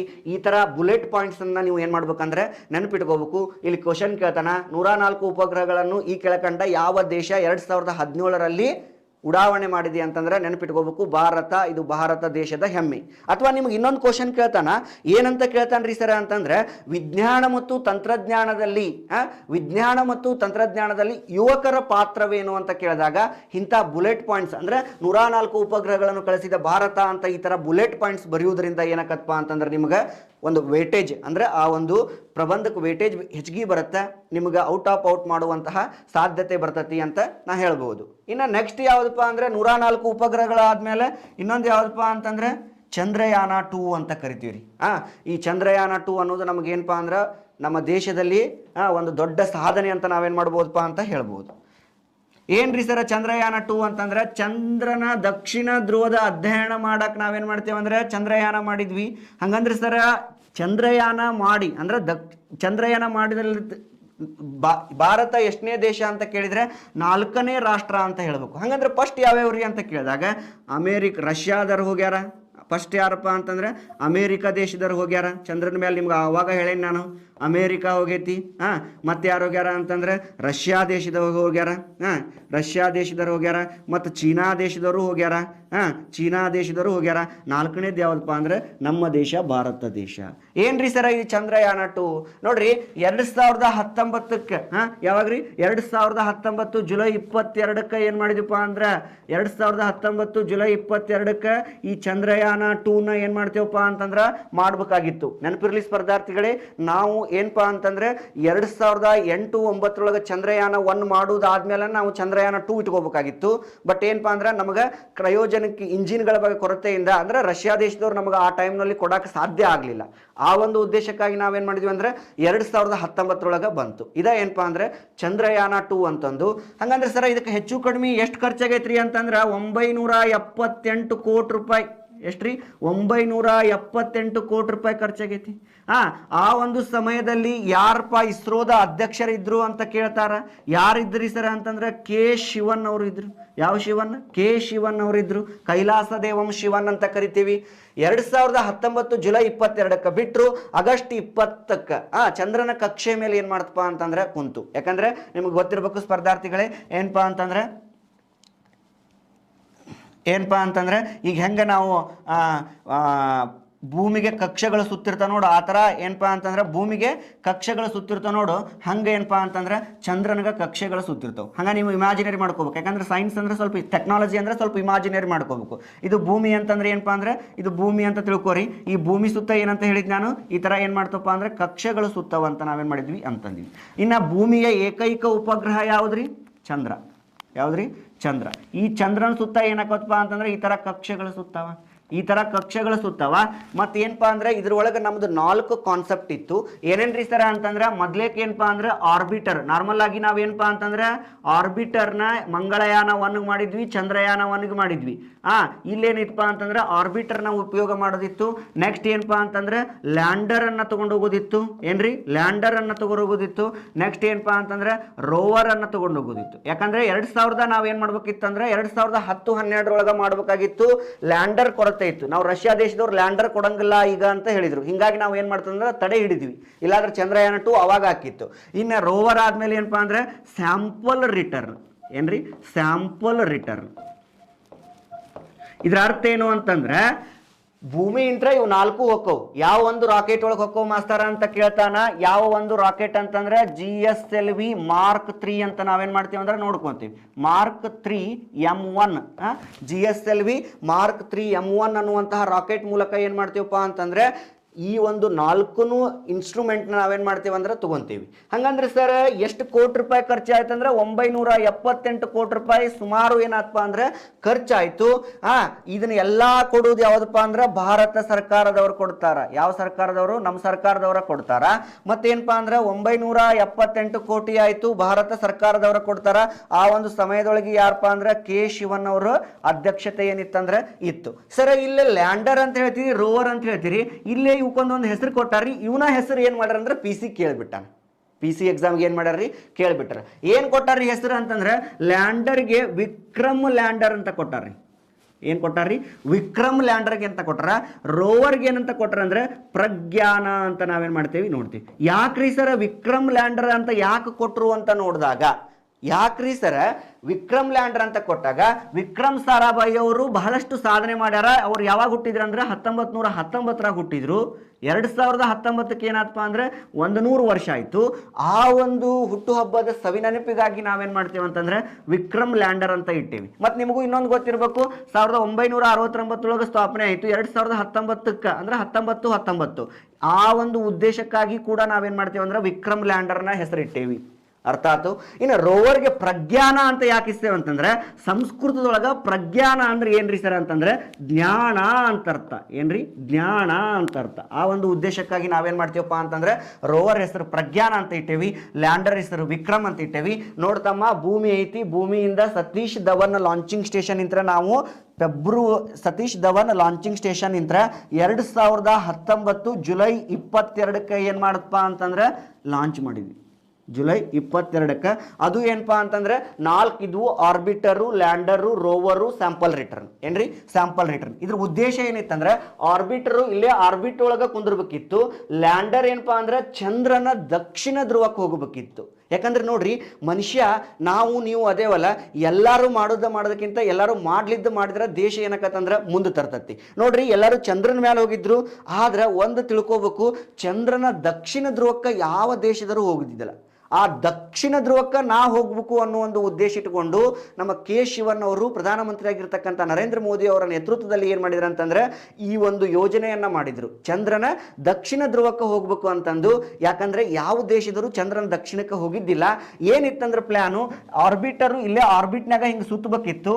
ಲ್ಯಾಂಡರ್ ಹೋಗಿ ವಿಕ್ರಮ್ ಲ್ಯಾಂಡರ್ ಅಂದ್ರೆ ಅದು ವಿಕ್ರಮ್ ಲ್ಯಾಂಡರ್ ಹೋಗಿ ಏನಾಗಬೇಕಂತಂದ್ರೆ ಆ ಒಂದು ಚಂದ್ರನ ದಕ್ಷಿಣ ಧ್ರುವಕ್ಕೆ, ಏನ್ರಿ, ಚಂದ್ರನ ದಕ್ಷಿಣ ಧ್ರುವಕ್ಕೆ ಇಳಿದು ಚಂದ್ರನ ದಕ್ಷಿಣ ಧ್ರುವಕ್ಕೆ ಇಳಿದು ಆ ಲ್ಯಾಂಡರ್ ಒಳಗೆ ಏನಿರ್ತದಪ್ಪ ಅಂದ್ರೆ ರೋವರ್ ಇರ್ತತಿ. ಏನ್ರಿ ಲ್ಯಾಂಡರ್ ಹೋಗಿ ಲ್ಯಾಂಡ್ ಆಗದು, ಅದ್ರೊಳಗೆ ರೋವರ್ ಅದು ಕೆಳಗಿಳಿದು ಆ ಒಂದು ದಕ್ಷಿಣ ಧ್ರುವದಲ್ಲಿ ಏನೈತಿ ಅನ್ನೋದನ್ನ ಒಂದು ಸ್ಯಾಂಪಲ್ ರಿಟರ್ನ್ ತಗೊಂಡು ಆ ಸ್ಯಾಂಪಲ್ ರಿಟರ್ನ್ ತಗೊಂಡು ಮತ್ತೆ ಏನ್ ಮಾಡ್ಬೇಕಪ್ಪ ಅಂತಂದ್ರೆ ಆ ಲ್ಯಾಂಡರ್ಗೆ ಆ ರೋವರ್ ಮತ್ತು ಲ್ಯಾಂಡಿಂಗ್ ಬರ್ಬೇಕು. ಲ್ಯಾಂಡಿಂಗ್ ಹಂಗ ಬಂದ್ ಏನಪ್ಪಾ ಅಂದ್ರೆ ಕಕ್ಷೆ ಅಂತ ಸುತ್ಕೊಂಡು ಆರ್ಬಿಟರ್ಗೆ ಬಂದು ಮತ್ತೆ ಎಲ್ಲಿ ಬರ್ಬೇಕಂದ್ರೆ ಭೂಮಿಗೆ ಬರ್ಬೇಕಿತ್ತು. ಈ ತರ ಪ್ಲಾನ್ ಇತ್ತು ನಮ್ದು. ಯಾರ್ದು? ನಮ್ದಂದ್ರೆ ಭಾರತ ದೇಶದ ಪ್ಲಾನ್ ಇತ್ತು. ಲ್ಯಾಂಡರ್ ಹೋಗಿ ದಕ್ಷಿಣ ಧ್ರುವಕ್ಕೆ ಲ್ಯಾಂಡ್ ಆಗ್ಬೇಕು. ಆ ಲ್ಯಾಂಡರ್ ಒಳಗೆ ಏನೈತಿ ಅಂದ್ರೆ ಇದು ಲ್ಯಾಂಡರ್ ಅಂತ ತಿಳ್ಕೊರಿ, ಇದು ರೋವರ್ ಅಂತ ತಿಳ್ಕೊರಿ. ಇದು ದಕ್ಷಿಣ ಧ್ರುವಕ್ಕೆ ಹೋತ್ ಅಂತ ತಿಳ್ಕೊರಿ. ಈ ರೋವರ್ ಏನಾಕತ್ತಪ್ಪ ಅಂದ್ರೆ ಈ ದಕ್ಷಿಣ ಧ್ರುವ ಅಂತ ತಿಳ್ಕೊರಿ. ಇದು ಇಲ್ಲಿ ಬಂದು ಏನಾಗಬೇಕಂದ್ರೆ ಉಳಿಬೇಕಾಗಿತ್ತು. ಈ ರೋವರ್ ಇಲ್ಲಿ ಬಂದು ಇಲ್ಲಿರ್ತಕ್ಕಂಥ ಒಂದು ಸ್ಯಾಂಪಲ್ ರಿಟರ್ನ್ ಏನ್ ಮಾಡ್ಬೇಕಂದ್ರೆ ಈ ರೋವರ್ ಯಾವ್ದು ಆ ರೋವರ್ ತಗೊಂಡು ಮತ್ತೆ ಎಲ್ಲಿ ಹೋಗ್ಬೇಕಿತ್ರಿ? ಲ್ಯಾಂಡರ್ಗೆ ಹೋಗ್ಬೇಕಿತ್ತು. ಈ ಲ್ಯಾಂಡರ್ ಏನಾಕತ್ತಂದ್ರೆ ಹಿಂಗ ಕಕ್ಷೆಗಳ ಸುತ್ತಕೊಂತ ಏನ್ ಮಾಡ್ಬೇಕಾಗಿತ್ರಿ? ಮತ್ತೆ ಆರ್ಬಿಟರ್ಗೆ ಬಂದು ಆರ್ಬಿಟರ್ ಇಂದ ಹಂಗ ಭೂಮಿಗೆ ಬರೋದು ನಮ್ಮದು ಪ್ಲಾನ್ ಇತ್ತು. ಬಟ್ ಆಗಿದ್ದ ಬೇರೆ. ಅದು ಏನಾಯ್ತ್ರಿ ಸರ್ ಅಂತ ಕೇಳಿದಾಗ ನೋಡ್ರಿ, ಇಲ್ಲಿಂದ ಲಾಂಚ್ ಮಾಡಿದ್ವಿ. ಲಾಂಚ್ ಆದ್ಮೇಲೆ ಆರ್ಬಿಟ್ನ್ಯಾಗ ಕುಂತು ಲ್ಯಾಂಡರ್ ಹೋಯ್ತು. ಲ್ಯಾಂಡರ್ ಹೋದಾಗ ಇನ್ನೇನು ಚಂದ್ರನ ಒಂದು ದಕ್ಷಿಣ ಧ್ರುವಕ್ಕೆ 2.1 ಕಿಲೋಮೀಟರ್, ಎಷ್ಟ್ರಿ? 2.1 ಕಿಲೋಮೀಟರ್, 2.1 ಕಿಲೋಮೀಟರ್ ಇದ್ದಾಗ ಏನ್ರಿ 2.1 ಕಿಲೋಮೀಟರ್ ಇದ್ದಾಗ ಏನಾಯ್ತಪ್ಪ ಅಂತಂದ್ರೆ ಆ ಒಂದು ಚಂದ್ರ ಏನ್ ಮಾಡ್ತಾನಂದ್ರೆ ಗುರುತ್ವ ವೇಗದ ಹೆಚ್ಚಿಗೆ ಇರ್ತೈತಿ. ಯಾಕಂದ್ರೆ ಹೆಂಗ ಸಮೀಪ ಬರ್ತಾ ನೋಡು, ಪಟಕ್ಕನ ಏನ್ ಮಾಡ್ತಪ್ಪ ಅಂದ್ರೆ ಇಲ್ಲೇ ಏನ್ ಮಾಡಪ್ಪ ಅಂದ್ರೆ ಹೋಗಿ ಲ್ಯಾಂಡಿಂಗ್ ಆತು. ಎಂಥ ಲ್ಯಾಂಡಿಂಗ್? ಯಾಕಂದ್ರೆ ನಮ್ಮ ಪ್ಲಾನ್ ಇತ್ತು ಸಾಫ್ಟ್ ಆಗಿ ಹೋಗಿ ಆ ಒಂದು ದಕ್ಷಿಣ ಧ್ರುವಕ್ಕೆ ಕುಂದ್ರದಿತ್ತು. ಬಟ್ ಅಲ್ಲಿ ಏನಾತಪ್ಪ ಅಂದ್ರೆ ಗುರುತ್ವ ಹೆಂಗ ಕೆಳಗೆ ಬರ್ತತ್ ನೋಡು, ಹಂಗೇನ್ ಮಾಡಪ್ಪ ಅಂದ್ರೆ ಆ ಒಂದು ಚಂದ್ರ ದಕ್ಷಿಣ ಧ್ರುವ ಏನ್ ಮಾಡ್ತಂದ್ರೆ ಜಕ್ಕೊಂಡ್ ಬಿಡ್ತು. ಅವಾಗ ಏನಾಯ್ತಪ್ಪ ಅಂದ್ರೆ ಕ್ರಾಶ್ ಲ್ಯಾಂಡಿಂಗ್ ಅಂತ ಏನಾಯ್ತಪ್ಪ ಅಂದ್ರೆ ಆಯ್ತು. ಯಾವ ಲ್ಯಾಂಡಿಂಗ್?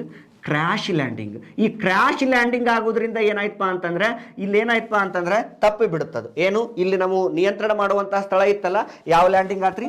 ಕ್ರ್ಯಾಶ್ ಲ್ಯಾಂಡಿಂಗ್ ಆಯ್ತು. ಕ್ರ್ಯಾಶ್ ಲ್ಯಾಂಡಿಂಗ್ ಆಯ್ತು. ಏನಾಯ್ತಪ್ಪ ಅಂತಂದ್ರೆ ಕ್ರ್ಯಾಶ್ ಲ್ಯಾಂಡಿಂಗ್ ಆದಾಗ ಇಲ್ಲೇ ಆ ಒಂದು ಕನೆಕ್ಷನ್ ಇಲ್ಲಿ ನಿಯಂತ್ರಣ ಮಾಡುವಂಥ ಕೇಂದ್ರಗಳಿದ್ವಲ್ಲ, ಅಲ್ಲಿ ಏನು ಮಾಡಪ್ಪ ಅಂದ್ರೆ ಆ ಕನೆಕ್ಷನ್ ತಪ್ಪಿಡ್ತು. ಅವಾಗ ಎಲ್ಲರಿಗೂ ಏನಪ್ಪಾ ಅಂದ್ರೆ ಆ ಒಂದು ಸಮಯದೊಳಗೆ ಬಹಳ ದುಃಖ ಆದರು. ಇವತ್ತು ಕೆ ಶಿವನ್ ಅವ್ರು ಹಿಡಿದು ಅವಾಗ ಪ್ರಧಾನಮಂತ್ರಿ ಏನು ಮಾಡಿದ್ರಪ್ಪ ಅಂತಂದ್ರೆ ಅವ್ರನ್ನ ಸಮಾಧಾನಕರವಾದ ವಿಡಿಯೋವನ್ನು ನೋಡಿದ್ದು ನಾವೆಲ್ಲ ನೋಡೀವಿ. ಅರ್ಥ ಆಯ್ತು. ಇನ್ನು ನೆನಪಿಟ್ಕೋಬೇಕು, ಕೆ ಶಿವನ್ ಅವರು ಇನ್ನೊಂದು ಮಾತಂತಾರ. ಏನಂತಂದ್ರೆ 90% ಚಂದ್ರಯಾನ 2 ಸಕ್ಸಸ್ ಆಗೈತಿ ಅಂತ ಕರೀತಾರ. ಯಾಕ್ರಿ ಸರ ಸಕ್ಸಸ್ ಆಗೈತಿ ಅಂತ ಕರೀತಾರ? ನೋಡ್ತಮ್ಮ, ಲ್ಯಾಂಡರು ರೋವರು ಹೋಗ್ಬಿಟ್ಟತಿ, ಕನೆಕ್ಷನ್ ತಪ್ಪೈತಿ. ಬಟ್ ಆರ್ಬಿಟರ್ ಇವತ್ತಿಗಾದ್ರೂ ಕೂಡ ಅದು ಕಕ್ಷೆ ಒಳಗ ಸುತ್ತಾಕತತಿ. ಅದ್ರದ್ದು ಲೈಫ್ ಎಷ್ಟೈತಿ ಅಂದ್ರೆ 7 ರಿಂದ 9 ವರ್ಷ ಐತಿ. ಎಷ್ಟು ವರ್ಷ ರೀ? 7 ರಿಂದ 9 ವರ್ಷ ಐತಿ. ಅರ್ಥಾತ್ ನಾ ಹೇಳಕತ್ತಿದ್ದು, ಈಗ ಏನಾರ ನಮ್ದು ಏನಪ್ಪಾ ಅಂದ್ರೆ ಲ್ಯಾಂಡರು ರೋವರು ಹೋಗೈತಿ, ಬಟ್ ಇನ್ನೂ ಏನೈತಿ?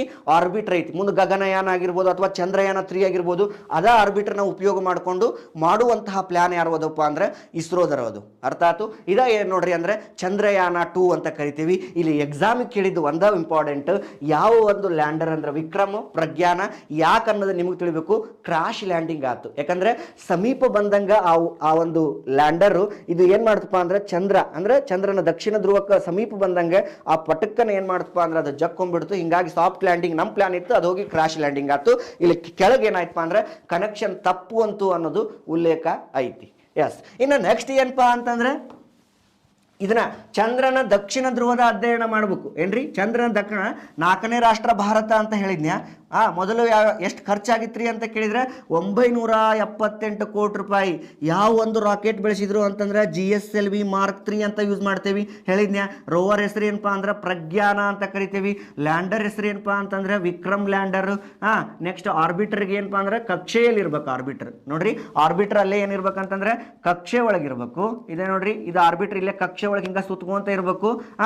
ಇದರಲ್ಲಿ ಏನಪ್ಪಾ ಅಂದ್ರೆ ಲ್ಯಾಂಡರ್ ಹೋಗಿ ಆ ಒಂದು ಚಂದ್ರನ ದಕ್ಷಿಣ ಧ್ರುವಕ್ಕೆ ಹೋಗ್ಬೇಕು. ಆಮೇಲೆ ರೋವರ್ ಇಳಿಬೇಕು.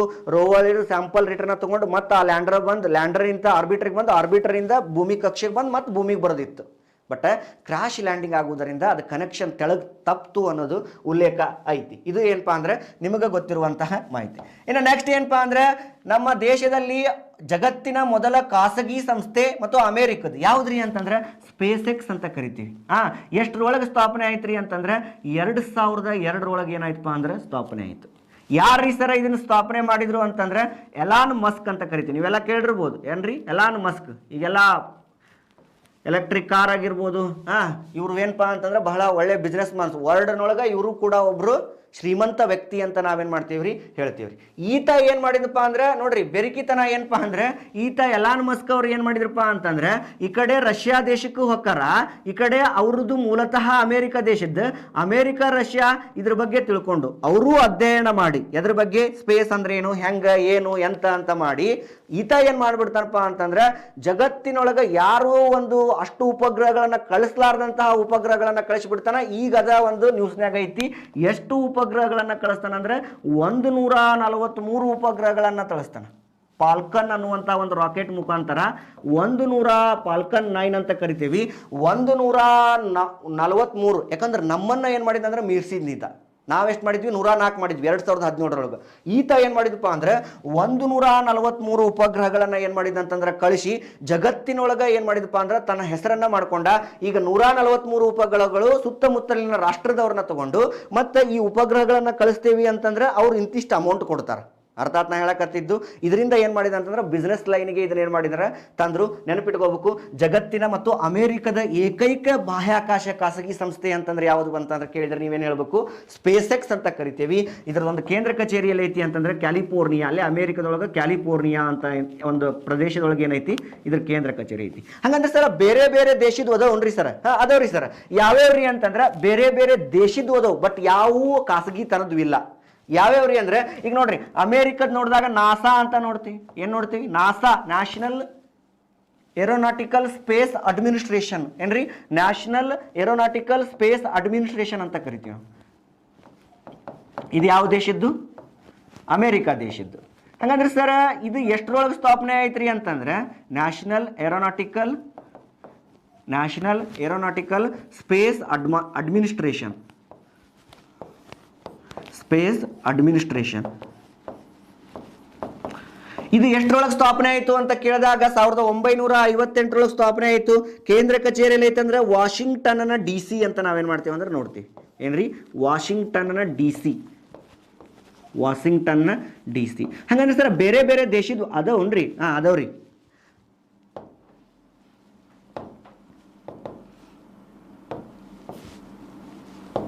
ವಾಷಿಂಗ್ಟನ್ನ DC ಅಂತ ಕರಿತೀವಿ. ಏನ್ರಿ ವಾಷಿಂಗ್ಟನ್ನ DC? ಇದ್ರದ್ದು ಏನಪ್ಪಾ ಅಂದ್ರೆ ನೆನಪಿಡ್ಲಿ ಸ್ಪರ್ಧಾರ್ಥಿಗಳೇ, ಇವತ್ತು ನಾವು ಭಾರತೀಯರು ಇಸ್ರೋ ಮತ್ತು ನಾಸಾ ನೋಡಿದಾಗ ಇವತ್ತ 160% ಭಾರತೀಯರ ನಾಸಾ ಅನ್ನುವಂಥ ಕಂಪನಿ ಒಳಗೆ ಅಂದ್ರೆ ಆ ಒಂದು ಸ್ಪೇಸ್ ಅಡ್ಮಿನಿಸ್ಟ್ರೇಟ್ ಒಳಗೆ ಏನ್ ಮಾಡಕತ್ತಾರ ಅಂದ್ರೆ ಕೆಲಸ ಮಾಡಕತ್ತಾರ. ವಿಜ್ಞಾನಿಯಾಗಿ ಏನ್ ಮಾಡಕತ್ತಾರಪ್ಪ ಅಂದ್ರೆ ಹೊರಹೊಮ್ಮಕತ್ತಾರ. ಅರ್ಥ ಆಯ್ತು? ಅಂದ್ರೆ ನೋಡ್ರಿ ಭಾರತದ ಪವರ್ ಯಾವ ತರ ಐತೆ ಅಂದ್ರೆ 100 ವಿಜ್ಞಾನಿಗಳು ನಾಸಾದೊಳಗೆ ಅದ್ರ ಅಂದ್ರೆ ಅದ್ರೊಳಗೆ 60 ಭಾರತ ದೇಶದರಂತ. ಅಂದ್ರೆ 60% ಆ ಒಂದು ದೇಶದೊಳಗೆ ಏನ್ ಮಾಡಕತ್ತಾರಪ್ಪ ಅಂತಂದ್ರೆ ಅವರು ಕಾರ್ಯನಿರ್ವಹಿಸಕತ್ತಾರ ಅನ್ನೋದು ಒಂದು ಉಲ್ಲೇಖ ಐತಿ. ಹಂಗಂದ್ರೆ ಬೇರೆ ದೇಶದ ಮತ್ತೆ ಯಾವ ನೋಡ್ಬೋದ್ರಿ ಸರ್ ಅಂತಂದ್ರೆ ಕೇಳಿದ್ರೆ ಇವತ್ತು ಜಪಾನ್ ದೇಶ ನೋಡಿದ್ರೆ ಜಾಕ್ಸಾ ಅನ್ನುವಂತ ಒಂದು ಸ್ಪೇಸ್ ಏಜೆನ್ಸಿ ಐತಿ. ಇನ್ನು ಚೀನಾ ದೇಶದ ನೋಡಿದ್ರೆ ಚೀನಾದು ಒಂದು ಐತಿ, ಚೀನಾ ಸ್ಪೇಸ್ ಏಜೆನ್ಸಿ ಅಂತಂದ್ ಐತಿ. ಇನ್ನು ನೆಕ್ಸ್ಟ್ ರಷ್ಯನ್ ಸ್ಪೇಸ್ ಏಜೆನ್ಸಿ ಅಂತ ಐತಿ. ಅರ್ಥ ಆಯ್ತು? ಹಿಂಗ ಬೇರೆ ಬೇರೆ ದೇಶದ್ದು ಐತಿ. ಹಂಗ ನಮ್ಮ ದೇಶದಂತರೂ ಗೊತ್ತೈತಿ ನಿಮ್ಗೆ ಯಾವ್ದಪ್ಪ ಅಂದ್ರೆ ಭಾರತ ದೇಶದ ಯಾವ್ದಪ್ಪ ಅಂದ್ರೆ ಇಸ್ರೋ ಅಂತ ನಾವೇನ್ ಮಾಡ್ತೀವಿ ಅಂದ್ರೆ ನೋಡ್ತೇವಲ್ರಿ. ಇದು ಏನಪ್ಪಾ ಅಂತಂದ್ರೆ ನಮ್ದು ಸ್ಪೇಸ್ ಎಕ್ಸ್ ಅಂತ ನಾವು ಹೇಳ್ಬೋದು. ಇಲ್ಲ ಇತ್ತೀಚೆಗೆ ಇನ್ನೊಂದು ಏನಪ್ಪಾ ಅಂದ್ರೆ NSIL ಅಂತಂದು. ಏನ್ರಿ ಸರ NSIL ಅಂತಂದ್ರೆ ನ್ಯೂ ಸ್ಪೇಸ್ ಇಂಡಿಯಾ ಲಿಮಿಟೆಡ್ ಅಂತ ಕರಿತೀವಿ ನಾವು.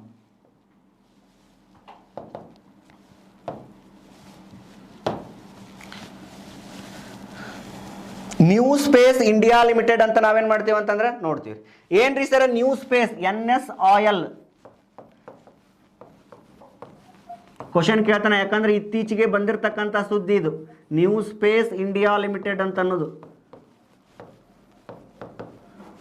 New space India limited 2013 company act ಪ್ರಕಾರ 2019 ಮಾರ್ಚ್ 6 ಒಳಗ ಈ ಒಂದು 2019 ಮಾರ್ಚ್ ಯಾವಾಗ್ರಿ? ಮಾರ್ಚ್ 6ಕ್ಕೆ ಈ ಒಂದು ಸಂಸ್ಥೆ ತರ್ತಾರ. ಅದೇ ಯಾವುದಂದ್ರೆ NSIL ಅಂತ ಕರಿತೀವಿ. ಇದು ಯಾವ ಒಂದರಲ್ಲಿ ನಿಯಂತ್ರಣದಾಗೈತಿ ಅಂತಂದ್ರೆ ಡಿಪಾರ್ಟ್ಮೆಂಟ್ ಆಫ್ ಸ್ಪೇಸ್ ಒಂದು ಅದರ ನಿಯಂತ್ರಣದಲ್ಲಿ ಐತಿ. ಮತ್ತೇನಪ್ಪಾ ಅಂದ್ರೆ ಇಸ್ರೋದ ಇದು ಒಂದು ವಾಣಿಜ್ಯ ಕೇಂದ್ರ ಅಂತ ನಾವು ಹೇಳ್ತೀವಿ. ನಾವು ಇಸ್ರೋದ ವಾಣಿಜ್ಯ ಕೇಂದ್ರ. ಯಾಕಂದ್ರೆ ನೋಡ್ರಿ ಇವತ್ತ ಕೈಗಾರಿಕೆಗಳು ಕೂಡ ಕೈಗಾರಿಕೆಗಳಲ್ಲಿಯೂ ಕೂಡ ನಾವೇನ್ ಮಾಡೋದಪ್ಪ ಅಂತಂದ್ರೆ ಇಸ್ರೋದಲ್ಲಿರ್ತಕ್ಕಂತಹ ಸ್ಮಾಲ್ ಸ್ಯಾಟಲೈಟ್ಗಳನ್ನ ಏನ್ ಮಾಡೋದಪ್ಪ ಅಂದ್ರೆ ಯೂಸ್ ಮಾಡೋದು. ಅಂದ್ರೆ ಇದ್ರ ಅರ್ಥ ಏನಪ್ಪಾ ಅಂತಂದ್ರೆ ಈ ಒಂದು ಉದ್ದೇಶ ಏನಪ್ಪಾ, ಇದ್ರ ತರು ಉದ್ದೇಶ ಏನಂತ ಕೇಳಿದಾಗ ಇವತ್ತ ಕೈಗಾರಿಕೆಗಳಿಗೆ ಏನ್ ಮಾಡೋದಪ್ಪ ಅಂತಂದ್ರೆ ಸ್ಯಾಟಲೈಟ್ಗಳನ್ನ ಹೆಂಗ್ ಮಾಡೋದು, ಮತ್ತೇನಪ್ಪಾ ಅಂದ್ರೆ ಈ ಒಂದು ಉಪಗ್ರಹಗಳನ್ನ ಯಾವ ತರ ಮಾಡೋದು, ಅದಕ್ಕೆ ಬೇಕಾಗಿರ್ತಕ್ಕಂಥ ಇನ್ಸ್ಟ್ರೂಮೆಂಟ್ ಅನ್ನ ಏನ್ ಮಾಡೋದಪ್ಪ ಅಂದ್ರೆ ತಯಾರು ಮಾಡಕ್ಕ, ಅಂದ್ರೆ ಒಂದು ವಾಣಿಜ್ಯವಾಗಿ ತಯಾರು ಮಾಡುವ ಒಂದು ಉದ್ದೇಶಕ್ಕಾಗಿ ನಾವೇನ್ ಮಾಡಿವಿ ಅಂತಂದ್ರೆ NSIL ಅನ್ನ ತಂದೇವಿ. ಏನಪ್ಪ ಅಂತಂದ್ರೆ ಈಗ ನೋಡ್ರಿ ರಾಕೆಟ್ಗಳು,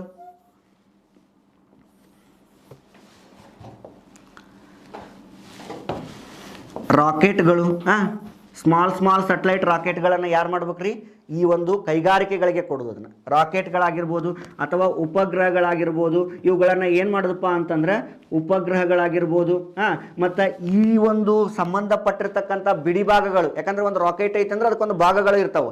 ಆ ಭಾಗಗಳನ್ನ ಏನು ಮಾಡೋದಪ್ಪ ಅಂತಂದ್ರೆ ಬೇರೆ ಬೇರೆ ದೇಶದಿಂದ ನಾವೇನು ಮಾಡ್ತಿದ್ವಿ ಅಂದ್ರೆ ಫಸ್ಟಿಗೆ ಎರವಲು ಮಾಡ್ಕೊತಿದ್ವಿ. ಅಂದ್ರೆ ನೀವು ಅದನ್ನ ಕೊಡ್ರಿ, ನಾವು ಇದನ್ನ ಕೊಡ್ರಿ. ಈಗ ಹಂಗಲ್ಲ, ಈ NSIL ಬಂದಿರೋದ್ರಿಂದ ನಾವೇನು ಮಾಡ್ತೀವಪ್ಪ ಅಂತಂದ್ರೆ ರಾಕೆಟ್ ಅನ್ನ ಉಪಗ್ರಹಗಳನ್ನ ಏನು ಮಾಡೋದಪ್ಪ ಅಂದ್ರೆ ಕೈಗಾರಿಕೆಗಳಲ್ಲಿ ಏನು ಮಾಡೋದಪ್ಪ ಅಂದ್ರೆ ಅಭಿವೃದ್ಧಿ ತರುವುದು ಅನ್ನೋದು ಏನಪ್ಪಾ ಅಂದ್ರೆ ಇದ್ರದ್ದು ಒಂದು ಕಾರ್ಯ. ಕೈಗಾರಿಕೆಯಲ್ಲಿ ಏನು ಮಾಡೋದಪ್ಪ ಅಂದ್ರೆ ಇವನ್ನ ಅಭಿವೃದ್ಧಿ ತರೋದು. ಇದಕ್ಕೆ ಒಂದು ಅಭಿವೃದ್ಧಿ ತಂದ ಮೇಲೆ ಇವಕ್ಕೆ ಯಾವ ಥರ ಮಾಡಬೇಕು ಅನ್ನೋದನ್ನ ಏನು ಮಾಡೋದಪ್ಪ ಅಂತಂದ್ರೆ ಇವ್ರಿಗೆ ಒಂದು ಸಲಹೆಯನ್ನು ಕೊಡೋದು ಕೈಗಾರಿಕೆಗಳಿಗೆ. ಅರ್ಥ ಆಯ್ತು? ಇದ್ರ ಮೇನ್ ಉದ್ದೇಶ. ಯಾಕಂದ್ರೆ ಇವತ್ತು ನಾವು ದೇಶ ಮುಂದುವರಿಬೇಕಂದ್ರೆ, ಯಾಕಂದ್ರೆ ಈಗ 4 ರಾಕೆಟ್ ಇಟ್ಕೊಂಡು ಏನು ಮಾಡಕ್ಕೆ ಬರ್ತೈತ್ರಿ, ನಮ್ಮ ದೇಶವನ್ನು ರಕ್ಷಣೆ ಮಾಡ್ಕೋಬೇಕಂದ್ರೆ ಇನ್ನೂ ಬಹಳಷ್ಟು ರಾಕೆಟ್ಗಳು ಬರಬೇಕು. ಇವರು ಏನು ಮಾಡಕತ್ತಾರಪ್ಪ ಅಂದ್ರೆ SSLV ಅನ್ನುವಂಥ ರಾಕೆಟ್ನ ತರಕತ್ತಾರ. ಈಗ ಸದ್ಯದ್ರೊಳಗೆ ಬರುವುದವು ಇವು ಸ್ಮಾಲ್ ಸ್ಯಾಟಲೈಟ್ ಲಾಂಚಿಂಗ್ ವೆಹಿಕಲ್ ಅಂತ ಕರಿತೀವಿ, ಅಥವಾ ಸಣ್ಣ ಉಪಗ್ರಹಗಳನ್ನು. ಏನು ಅಂತಂದ್ರೆ ಇದರಿಂದ ಏನು ಹೆಲ್ಪ್ ಆಗತ್ತೆ ಅಂತಂದ್ರೆ ಒಂದು ವಾಣಿಜ್ಯ ಕ್ಷೇತ್ರದೊಳಗೂ ಕೂಡ ಇಸ್ರೋ ಅಥವಾ ಈ NSIL ಅನ್ನುವಂಥ ಸಂಸ್ಥೆ ಏನಕ್ಕಂತಂದ್ರೆ ಬೆಳಿತೈತಿ ಅಂತ ನಾವೇನ್ ಮಾಡ್ಬೋದ್ರಿ, ನೋಡ್ಬೋದು. ಏನಪ್ಪಾ ಅಂದ್ರೆ NSIL ಅಂತಂದು ನ್ಯೂ ಸ್ಪೇಸ್ ಇಂಡಿಯಾ ಲಿಮಿಟೆಡ್ ಅಂತ ಕರಿತೀವಿ ನಾವು. ಅರ್ಥ ಆಯ್ತು? ಇತ್ತೀಚೆಗೆ ಆಗಿದ್ದು ನೆನಪಿಟ್ಕೋಬೇಕು. ಇನ್ನು ನೆಕ್ಸ್ಟ್ ಏನಪ್ಪಾ ಅಂತಂದ್ರೆ ನ್ಯೂ ಸ್ಪೇಸ್ ಇಂಡಿಯಾ ಲಿಮಿಟೆಡ್ ಆಯಿತು. ನೆಕ್ಸ್ಟ್ ನಾವು ಕಾನ್ಸೆಪ್ಟ್ ಯಾವುದಪ್ಪ ಅಂದ್ರೆ ಗಗನಯಾನ. ಯಾವ ಯಾನ? Gaganyaan. Very important from the point of examination. ನೋಡ್ರಿ, ಗಗನಯಾನ ಪ್ರಾಜೆಕ್ಟನ್ನು ನಾವು ಯಾವಾಗ ಹಾಕೊಂಡಿದ್ವಿ, ಸ್ವಲ್ಪ ಕೋವಿಡ್ ಪಂಡಮಿಕ್ ಇರುವುದರಿಂದ ತಡೆ ಹಿಡಿದಾಗಿತ್ತು. ಈ ಗಗನಯಾನ ಮಿಷನ್ ಎಂಬ ಯೋಜನೆಯನ್ನು ಇಸ್ರೋ ಸಂಸ್ಥೆ ಏನು ಮಾಡತ್ತಪ್ಪ ಅಂತಂದ್ರೆ 4 ಗಗನಯಾನಿಗಳನ್ನ ಬಾಹ್ಯಾಕಾಶಕ್ಕೆ, ಬಾಹ್ಯಾಕಾಶಕ್ಕೆ, ಅದು ಎಲ್ಲಿ ಕಳಿಸ್ಬೇಕು? Low earth orbit. ಸುಮಾರು ಲೋ ಅರ್ತ್ ಆರ್ಬಿಟ್ ಎಲ್ಲಿಂದ ಸ್ಟಾರ್ಟ್ ಆಗತ್ತೆ ಅನ್ನೋದು ನಾ ಹೇಳೇನಿ. ಅರ್ಥ ಆಯ್ತು? 400 ಕಿಲೋಮೀಟರ್ ಕಳುಹಿಸಿಕೊಡಲು ಮಹತ್ವದ ನಿರ್ಧಾರವನ್ನ ಏನ್ ಮಾಡತ್ತಂತಂದ್ರೆ ಇಸ್ರೋ ಸಂಸ್ಥೆ ತಗೊಂಡಾಗೈತಿ. ಅಂದ್ರೆ ಇದು ಭೂಮಿ ಅಂತ ತಿಳ್ಕೋರಿ. ಇದು ಭೂಮಿ, ನಾವೇನು ಇಲ್ಲಿಂದ ಲಾಂಚ್ ಮಾಡ್ತೀವಲ್ಲ, ಭೂಮಿಯಿಂದ 400 ಕಿಲೋಮೀಟರ್ ಅಂದ್ರೆ ಲೋ ಅರ್ತ್ ಆರ್ಬಿಟ್. 400 ಕಿಲೋಮೀಟರ್ ಏನಾಕತ್ತಪ್ಪ ಅಂತಂದ್ರೆ 4 ಗಗನಯಾನಿಗಳನ್ನ ಕಳಿಸ್ಬೇಕು. ನಿಮಗೆಲ್ಲ ಗೊತ್ತಿರ್ಬೇಕು ಸ್ಪರ್ಧಾರ್ಥಿಗಳೇ, ಈ 4 ಗಗನಯಾನಿಗಳ ಅದಾರ ಅಂತಂದ್ರೆ ದೇಶದೊಳಗ ಅಂದ್ರೆ ಪ್ರಪಂಚದೊಳಗ ಆಲ್ರೆಡಿ ಗಗನಯಾನ ಮಾಡಿ ಬಂದರ. ಯಾರು ಗೊತ್ತೈತಲ್ಲ? ಫಸ್ಟಿಗೆ ಹೇಳೇನಿ, ಯೂರಿ ಗ್ರಗರಿನ್ ಅನ್ನುವಂತಹ ಒಬ್ಬ ಗಗನಯಾನಿ ರಷ್ಯಾ ದೇಶದಿಂದ ಏನ್ ಮಾಡಿದಂದ್ರೆ ಪ್ರಪಂಚದಲ್ಲಿ ಮೊದಲ ಗಗನಯಾನ ಅಂತ ನಾವು ನೋಡ್ತೀವಿ. ಹಂಗ ಮೊದಲ ಗಗನಯಾನಿ, ಮಹಿಳಾ ಗಗನಯಾನಿ ಅಂತಂದ್ರೆ ವೆಲೆಂಟನಾ ಟೆರೆಸ್ಕೋವಾ. ಅವರೆಲ್ಲ 63, 62 ಮಾಡೀವಿ. ಬಟ್ ನಾವೇನ್ ಮಾಡಕತ್ತೀವಿ? ಈಗ ಮಾಡಕತ್ತೀವಿ. ಅರ್ಥ ಆಯ್ತು? ಯಾಕಂದ್ರೆ ನಾವು ತಂತ್ರಜ್ಞಾನದೊಳಗೆ ಬೆಳವಣಿಗೆ ಬರಕತ್ತೀವಿ, ಬರ್ತೇವೆ, ಇನ್ನು ಮುಂದೆ ಇನ್ನೂ ಹೆಚ್ಚಿಗೆ ಬರ್ತೇವೆ. 400 ಕಿಲೋಮೀಟರ್ ಹೋಗಿ ಅಲ್ಲಿರ್ತಕ್ಕಂಥ ಅಧ್ಯಯನ ಮಾಡೋದು ಏನಪ್ಪ ಅಂದ್ರೆ ನಮ್ಮ ಒಂದು ಅಜೆಂಡಾ. ಇನ್ನು ನೆಕ್ಸ್ಟು ಈ ಮೊದಲ ಪರೀಕ್ಷಾರ್ಥವಾಗಿ, ಯಾಕಂದ್ರೆ ನೋಡ್ರಿ, ಒಮ್ಮುಕ್ಲೆ ಮನುಷ್ಯರು ಕಳ್ತಾರೆ 400 ಕಿಲೋಮೀಟರ್ ಹೋಗಿ ಏನಾದರೂ ತೊಂದರೆ ಆದ್ರೆ ಬಿದ್ರಂದ್ರೆ, ಯಾಕಂದ್ರೆ ಒಂದು ಮನುಷ್ಯ ಏನಕ್ಕಪ್ಪ ಅಂದ್ರೆ ಸತ್ತು ಬಿಡ್ತಾನೆ. ಯಾಕಂದ್ರೆ ಮನುಷ್ಯ ಜನ್ಮ ಸಿಗೋದು ಒಬ್ರು. ಅದಕ್ಕೆ ಏನ್ ಮಾಡ್ರಪ್ಪ ಅಂತಂದ್ರೆ ಪರೀಕ್ಷಾರ್ಥವಾಗಿ ಏನ್ ಮಾಡ್ಬೇಕು ಅಂತಂದ್ರೆ ವ್ಯೋಮ ಮಿತ್ರ ಅನ್ನುವಂಥ ಒಂದು ರಾಕೆಟ್ ಅನ್ನ ಬಿಡ್ತಾರೆ. ಯಾವ ಮಿತ್ರ? ವ್ಯೋಮ ಮಿತ್ರ ಅಂತ ಕರಿತೀವಿ. ಯಾಕಂದ್ರೆ ಏನಾದರೂ ಲೋಪದೋಷಗಳ ಆದ್ರೂ ಕೂಡ ನಾವೇನ್ ಮಾಡ್ಬೋದಪ್ಪ ಅಂತಂದ್ರೆ ತಿದ್ಕೋಬಹುದು. ಯಾಕಂದ್ರೆ ಮನುಷ್ಯರು ಹೋಗೋಕ್ಕಿಂತ ಮುಂಚಿತವಾಗಿ ಒಂದು ವ್ಯೋಮ ಮಿತ್ರ ಎಂಬ ಅನ್ನುವಂಥ ಒಂದು ರಾಕೆಟ್ ಇದು ಒಂದು ರೋಬೋಟ್ ಅನ್ನ ಬಿಡ್ತಾರ. ಅದು ಹೋಗಿ ಹೊಳ್ಳಿ ಬಂತು ಅಂದ್ರೆ ಆಮೇಲೆ ಮನುಷ್ಯರನ್ನ ಕಳಿಸ್ತಾರೆ. ಅರ್ಥ ಆಯ್ತು? ಇದು ಏನಪ್ಪಾ ಅಂತಂದ್ರೆ ಒಂದು ರೋಬೋಟನ್ನು ಕಳಿಸ್ತಾರ. ನೆನಪಿಟ್ಕೋಬೇಕು, ಪರೀಕ್ಷಾರ್ಥವಾಗಿ ಈ ಕೆಳಕಂಡ ಯಾವ ಒಂದು ರೋಬೋಟನ್ನು ಕಳಿಸಲಾಗಿತ್ತು ಅಂತ ಒಂದು ಕ್ವಶನ್ ಆಗೈತಿ. ಅರ್ಥ ಆಯ್ತು? ಇದಕ್ಕೆ ಮತ್ತೆ ಸರ ನೀವು ಪೊಲೀಸರಾಗರದ್ರಿ, UPSC ಆಗರದ್ರಿ, ಅಥವಾ KS ಆಗಿರಿ, ನಿಮಗೂ ಒಂದು ತರಬೇತಿ ಅನ್ನೋದು ಇರ್ತೈತಿ. ಈ ಥರ ತರಬೇತಿ ಕೊಡ್ತಾರೆ. ಹಂಗಂದ್ರೆ ಇವರು ಮ್ಯಾಲ ಹೊಂಟಾರಂದ್ರೆ ತರಬೇತಿ ಕೊಡ್ಬೇಕಲ್ರಿ? ಕೊಡಬೇಕು. ಇವ್ರಿಗೆ ಮೊದಲದಾಗಿ ಯಾರು ಕೊಡ್ತಾರಂದ್ರೆ ಇಂಡಿಯನ್ ಏರ್ಫೋರ್ಸ್ನವ್ರು ಕೊಡ್ತಾರೆ. ಆಮೇಲೆ ಏನು ಕೊಡ್ತಾರಂದ್ರೆ ಇಸ್ರೋದವ್ರು ಕೊಡ್ತಾರೆ. ಯಾವ್ದು ಕೊಡ್ತಾರ? ಇಸ್ರೋ ಸಂಸ್ಥೆದವ್ರು ಕೊಡ್ತಾರ. ಇಸ್ರೋ ಸಂಸ್ಥೆ ಆದ್ಮೇಲೆ ಈಗ ಎಲ್ಲಿ ಹೋಗ್ಯಾರ ಅಂದ್ರೆ ರಷ್ಯಾ ದೇಶಕ್ಕೆ ಹೋಗ್ಯಾರ. ಯಾಕೆ ರಷ್ಯಾ ದೇಶಕ್ಕೆ ಹೋದ್ರಿ ಸರ್ ಅಂತ ಕೇಳಿದಾಗ ಆಲ್ರೆಡಿ 63-65 ಅವ್ರು ಹೋಗಿ ಬಂದಾರ. ಆ ಗಗನಯಾನಿಗಳಿಗೆ ಟ್ರೈನಿಂಗ್ ಕೊಡ್ತಾರ. ನೆನಪಿಟ್ಕೋಬೇಕು, ಇಂಡಿಯನ್ ಏರ್ಫೋರ್ಸ್ನವ್ರು ಏನ್ ಮಾಡ್ತಾರಪ್ಪ ಅಂತಂದ್ರೆ ಈ ಹೋಗುವಂತಹ ಗಗನಯಾನಿಗಳಿಗೆ ಏನ್ ಮಾಡ್ತಾರ ಅಂದ್ರೆ ಟ್ರೈನಿಂಗ್ ಕೊಡ್ತಾರ. ಮತ್ತೆ ಏನಪ್ಪಾ ಅಂದ್ರೆ ಇನ್ನೊಂದು 4 ಜನ ಹೋಗ್ಬೇಕು ಅನ್ನೋದು ಏನಾಗಿತ್ತಪ್ಪ ಅಂದ್ರೆ ಪ್ಲಾನ್ ಆಗಿತ್ತು. ಏನಪ್ಪಾ ಅಂದ್ರೆ ಈಗ 3 ಜನ ಹೋಗ್ಬೇಕು ಅನ್ನೋದು ಪ್ಲಾನ್ ಆಗೈತಿ. ಇದು ಯಾವಾಗ ಹೋಗ್ಬೇಕು ಅಂತಂದ್ರೆ ನಮ್ದು ಪ್ಲಾನ್ ಇದ್ದು 2022 ಏಪ್ರಿಲ್ ತಿಂಗಳೊಳಗೆ ಹೋಗ್ಬೇಕಾಗಿತ್ತು. ಆದರೆ ಸ್ವಲ್ಪ ಕೋವಿಡ್ ಪಂಡೋಮಿಕ್ ಇರೋದ್ರಿಂದ ಏನಾಕತ್ತಪ್ಪ ಅಂದ್ರೆ ಸ್ವಲ್ಪ ಹೆಚ್ಚು ಕಡಿಮೆ ಆಗೋದು ನೋಡೋಣ. ಈ ವರ್ಷನ ಬಿಟ್ಟರೆ ಬಹಳ ಚಲೋ, ಯಾಕಂದ್ರೆ ದೇಶವೂ ಕೂಡ ಗಗನಯಾನವನ್ನು ಮಾಡೈತಿ ಅನ್ನೋದು ಏನಪ್ಪಾ ಅಂದ್ರೆ ಹೊರ ಹೊಮ್ತತಿ. ಇದರದ ನಿರ್ದೇಶಕರು ಯಾರ್ಯಾರ ಅಂತಂದ್ರೆ ಆರ್ ಹಟ್ಟಲ್ ಅಂತ ನಾವೇನ್ ಮಾಡ್ತೀವಿ ನೋಡ್ತೀವಿ. ನೆನಪಿರ್ಲಿ ಸ್ಪರ್ಧಾರ್ಥಿಗಳಿಗೆ, ನಿಮಗೆ ನೋಟ್ಸ್ ಅನ್ನ ನಾನು ನಿಮಗೆ ಈ ಒಂದು ಸಂತೋಷ್ ಲಾಡ್ ಫೌಂಡೇಶನ್ ಒಳಗೆ ಆ್ಯಪ್ ಐತಲ್ರಿ, ಅದ್ರೊಳಗೆ ವೀಕ್ಲಿ ನೋಟ್ಸ್ ಅಂತ ಬರುತ್ತೆ. ಅಲ್ಲೇನು ಮಾಡ್ತಾನಂದ್ರೆ ಅಪ್ಡೇಟ್ ಮಾಡಿರ್ತಾನೆ ನಾನು, ಆ ನೋಟ್ಸನ್ನು ನೀವು ತೊಗೋಬಹುದು. ಹಂಗಂದ್ರೆ ನಾ ಮತ್ತೆ ನಿಮಗೆ ಇನ್ನೊಂದೇನಪ್ಪ ಅಂದ್ರೆ ಸೈನ್ಸ್ ಆ್ಯಂಡ್ ಟೆಕ್ನಾಲಜಿ ಅನ್ನೋ ನಂದು ಇದು ಐತಿ, ಶರಣಪ್ಪ ಸೈನ್ಸ್ ಆ್ಯಂಡ್ ಟೆಕ್ನಾಲಜಿ. ಅದ್ರೊಳಗೆ ನೀವು ಆಲ್ರೆಡಿ ಹೇಳಿರಿ, ಏನಾರ ಡೌಟ್ ಇದ್ರೆ ಕೇಳಬಹುದು. ಅರ್ಥ ಆಯ್ತು? ಇದು ಏನಪ್ಪಾ ಅಂದ್ರೆ ನಮಗೂ ಇದು ಇಂಡಿಯನ್ ಏರ್ಫೋರ್ಸು, ಆಮೇಲೆ ಇಸ್ರೋದವ್ರು ಕೊಡ್ತಾರೆ, ಆಮೇಲೆ ರಷ್ಯಾದವ್ರು ಕೊಡ್ತಾರೆ. ಯಾರು ಮೊದಲ ಕೊಡ್ತಾರ ಅಂತ ಕೇಳ್ಯಾರ ಒಂದು ಕ್ವಶನ್. ಇಂಡಿಯನ್ ಏರ್ಫೋರ್ಸು ಯಾವ ಒಂದು ಇದು ಬಳಸ್ಯಾರ ಅಂತಂದ್ರೆ ರೋಬೋಟು ಯುಮ ಮಿತ್ರ ಅಂತ ನಾವೇನು ಮಾಡ್ಬೋದ್ರಿ ನೋಡ್ಬೋದು. ಅರ್ಥ ಆಯ್ತು? ಇದು ಏನಪ್ಪಾ ಅಂದ್ರೆ ಗಗನಯಾನ. ಇನ್ನು ನೆಕ್ಸ್ಟ್ ಇತ್ತೀಚಿನ ಇಸ್ರೋದ ಸಾಧನೆಗಳು ಏನ್ರಿ ಅಂತ ಕೇಳ್ಬಿಡ್ತಾನೆ. ಇಷ್ಟು ದಿನ ಹೇಳಿದ್ರಿ ನೀವು ಗಗನಯಾನ ಮಾಡ್ತಾರ, NSIL ಬಂದತಿ, ಚಂದ್ರಯಾನ 2 ಇವೆಲ್ಲ ಹಿಂದಿಂದಾತ್ರಿ ಸರ್. ಇತ್ತೀಚೆಗೆ ನೋಡಿದ್ರೆ ನೋಡ್ತಮ್ಮ GSAT-30 earth observation satellite communication satellite ಅನ್ನು ನಾವು ನೋಡೋಣಂತ. ಏನ್ರಿ ಸರ GSAT-30 ಅಂತ ನೋಡಿದಾಗ ಏನ್ರಿ ಸರ GSAT-30 ಅಂತ ನಾವು ನೋಡಿದಾಗ GSAT-30 ಅಂದ್ರೆ 30 ಉಪಗ್ರಹಗಳನ್ನು ಏನು ಮಾಡೋದು ಅಂತಂದ್ರೆ ಕಳಿಸೋದು ಜಿಯೋ ಸ್ಟೇಷನರಿ ಸೆಟಲೈಟ್ಗೆ. ಅಲ್ಲೇನಪ್ಪ ಅಂದ್ರೆ 30 ಉಪಗ್ರಹಗಳನ್ನು ಕಳಿಸೋದು.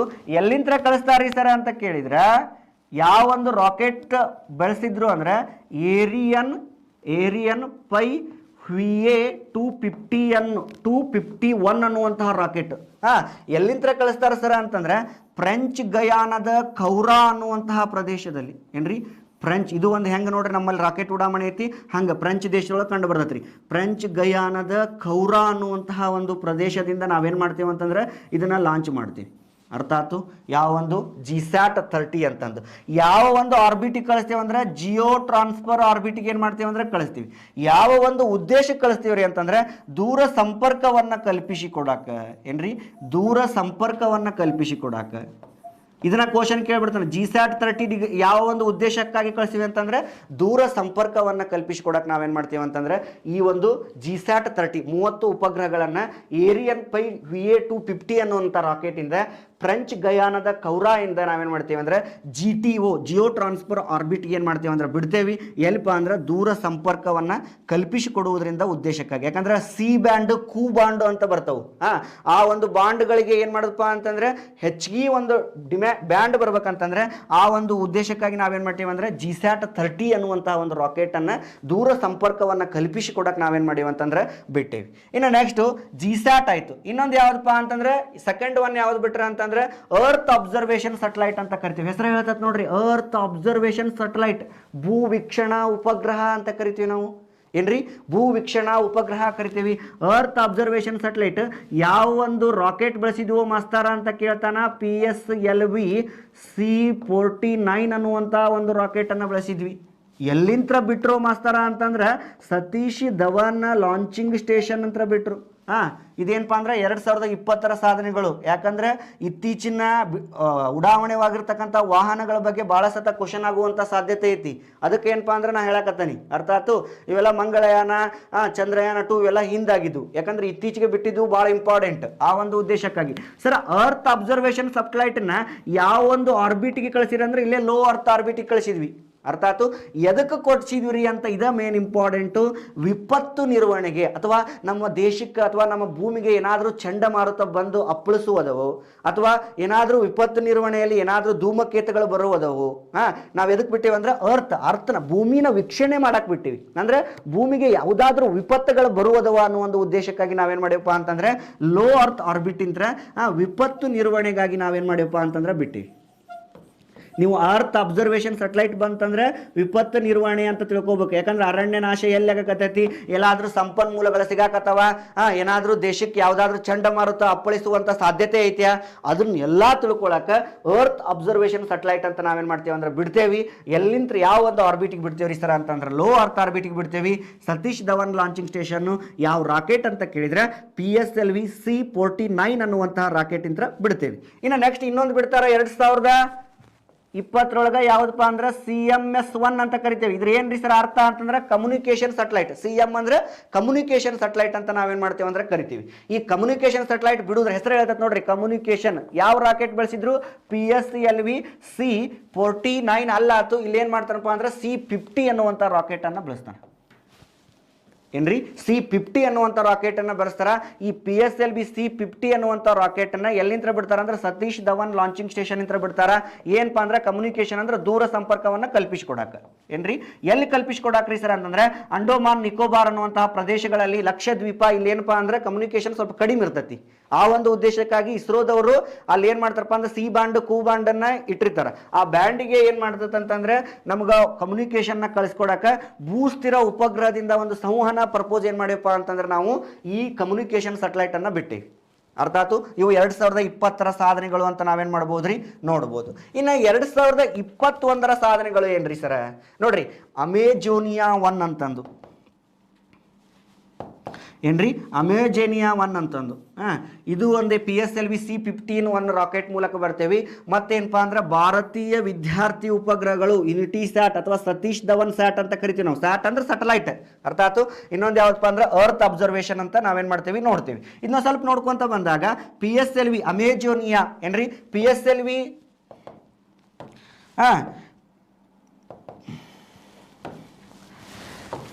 PSLV C-51 ಯಾವ್ದ್ರಿ PSLV C-51 rocket ಮೂಲಕ ಅಮೆಜೋನಿಯಾ ಅಂದ್ರೆ ಬ್ರೆಜಿಲ್ ದೇಶದ್ರಿ ಇದು. ಅಮೆಜೋನಿಯಾ ಅನ್ನುವಂತಹ ಒಂದು ಪೇಲೋಡ್ ಇಂದ, ಅರ್ಥ ಆಯ್ತು, ಅಮೆಜೋನಿಯಾ ಅನ್ನುವಂತಹ ಒಂದು ಪೇಲೋಡ್ ಇಂದ ನಾವೇನ್ ಮಾಡ್ತೀವಪ್ಪ ಅಂದ್ರೆ ಈ ಒಂದು ಎರಡು ಉಪಗ್ರಹಗಳನ್ನ ಏನ್ ಮಾಡ್ತೇವೆ ಅಂತಂದ್ರೆ ಕಳಿಸ್ತೀವಿ. ಎಷ್ಟು ಉಪಗ್ರಹಗಳನ್ನ? 2 ಉಪಗ್ರಹಗಳನ್ನ ಕಳಿಸ್ತೀವಿ. ಆದ್ರೆ ನೆನಪಿಡ್ಬೇಕು, ಇದು ರಾಕೆಟ್ ನಮ್ದು. ಆ ಉಪಗ್ರಹಗಳು ಯಾವ ದೇಶದ್ದು ಅಂತ ಹೇಳಿದ್ ನಾನು? ಬ್ರೆಜಿಲ್ ದೇಶದ್ದು. ಅರ್ಥ ಆಯ್ತು, ಬ್ರೆಜಿಲ್ ದೇಶದ್ದು.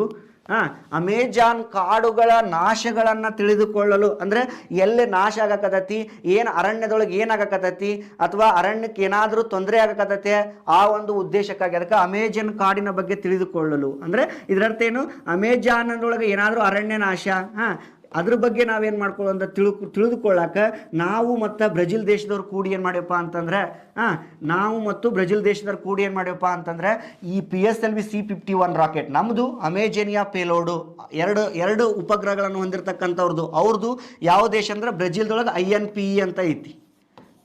ಈ ಒಂದು ಸಂಸ್ಥೆಯ ಒಂದು ಪೇಲೋಡ್ ಅನ್ನ ಈ ಪೇಲೋಡ್ ಅಮೆಜೋನಿಯಾ ಅನ್ನುವಂಥ ಪೇಲೋಡ್ ಅನ್ನ 2 ಉಪಗ್ರಹಗಳನ್ನ ನಮ್ಮ ಒಂದು ರಾಕೆಟ್ ಇಂತ ನಾವೇನ್ ಮಾಡೇವಪ್ಪ ಅಂತಂದ್ರೆ ಲಾಂಚ್ ಮಾಡೇವಿ.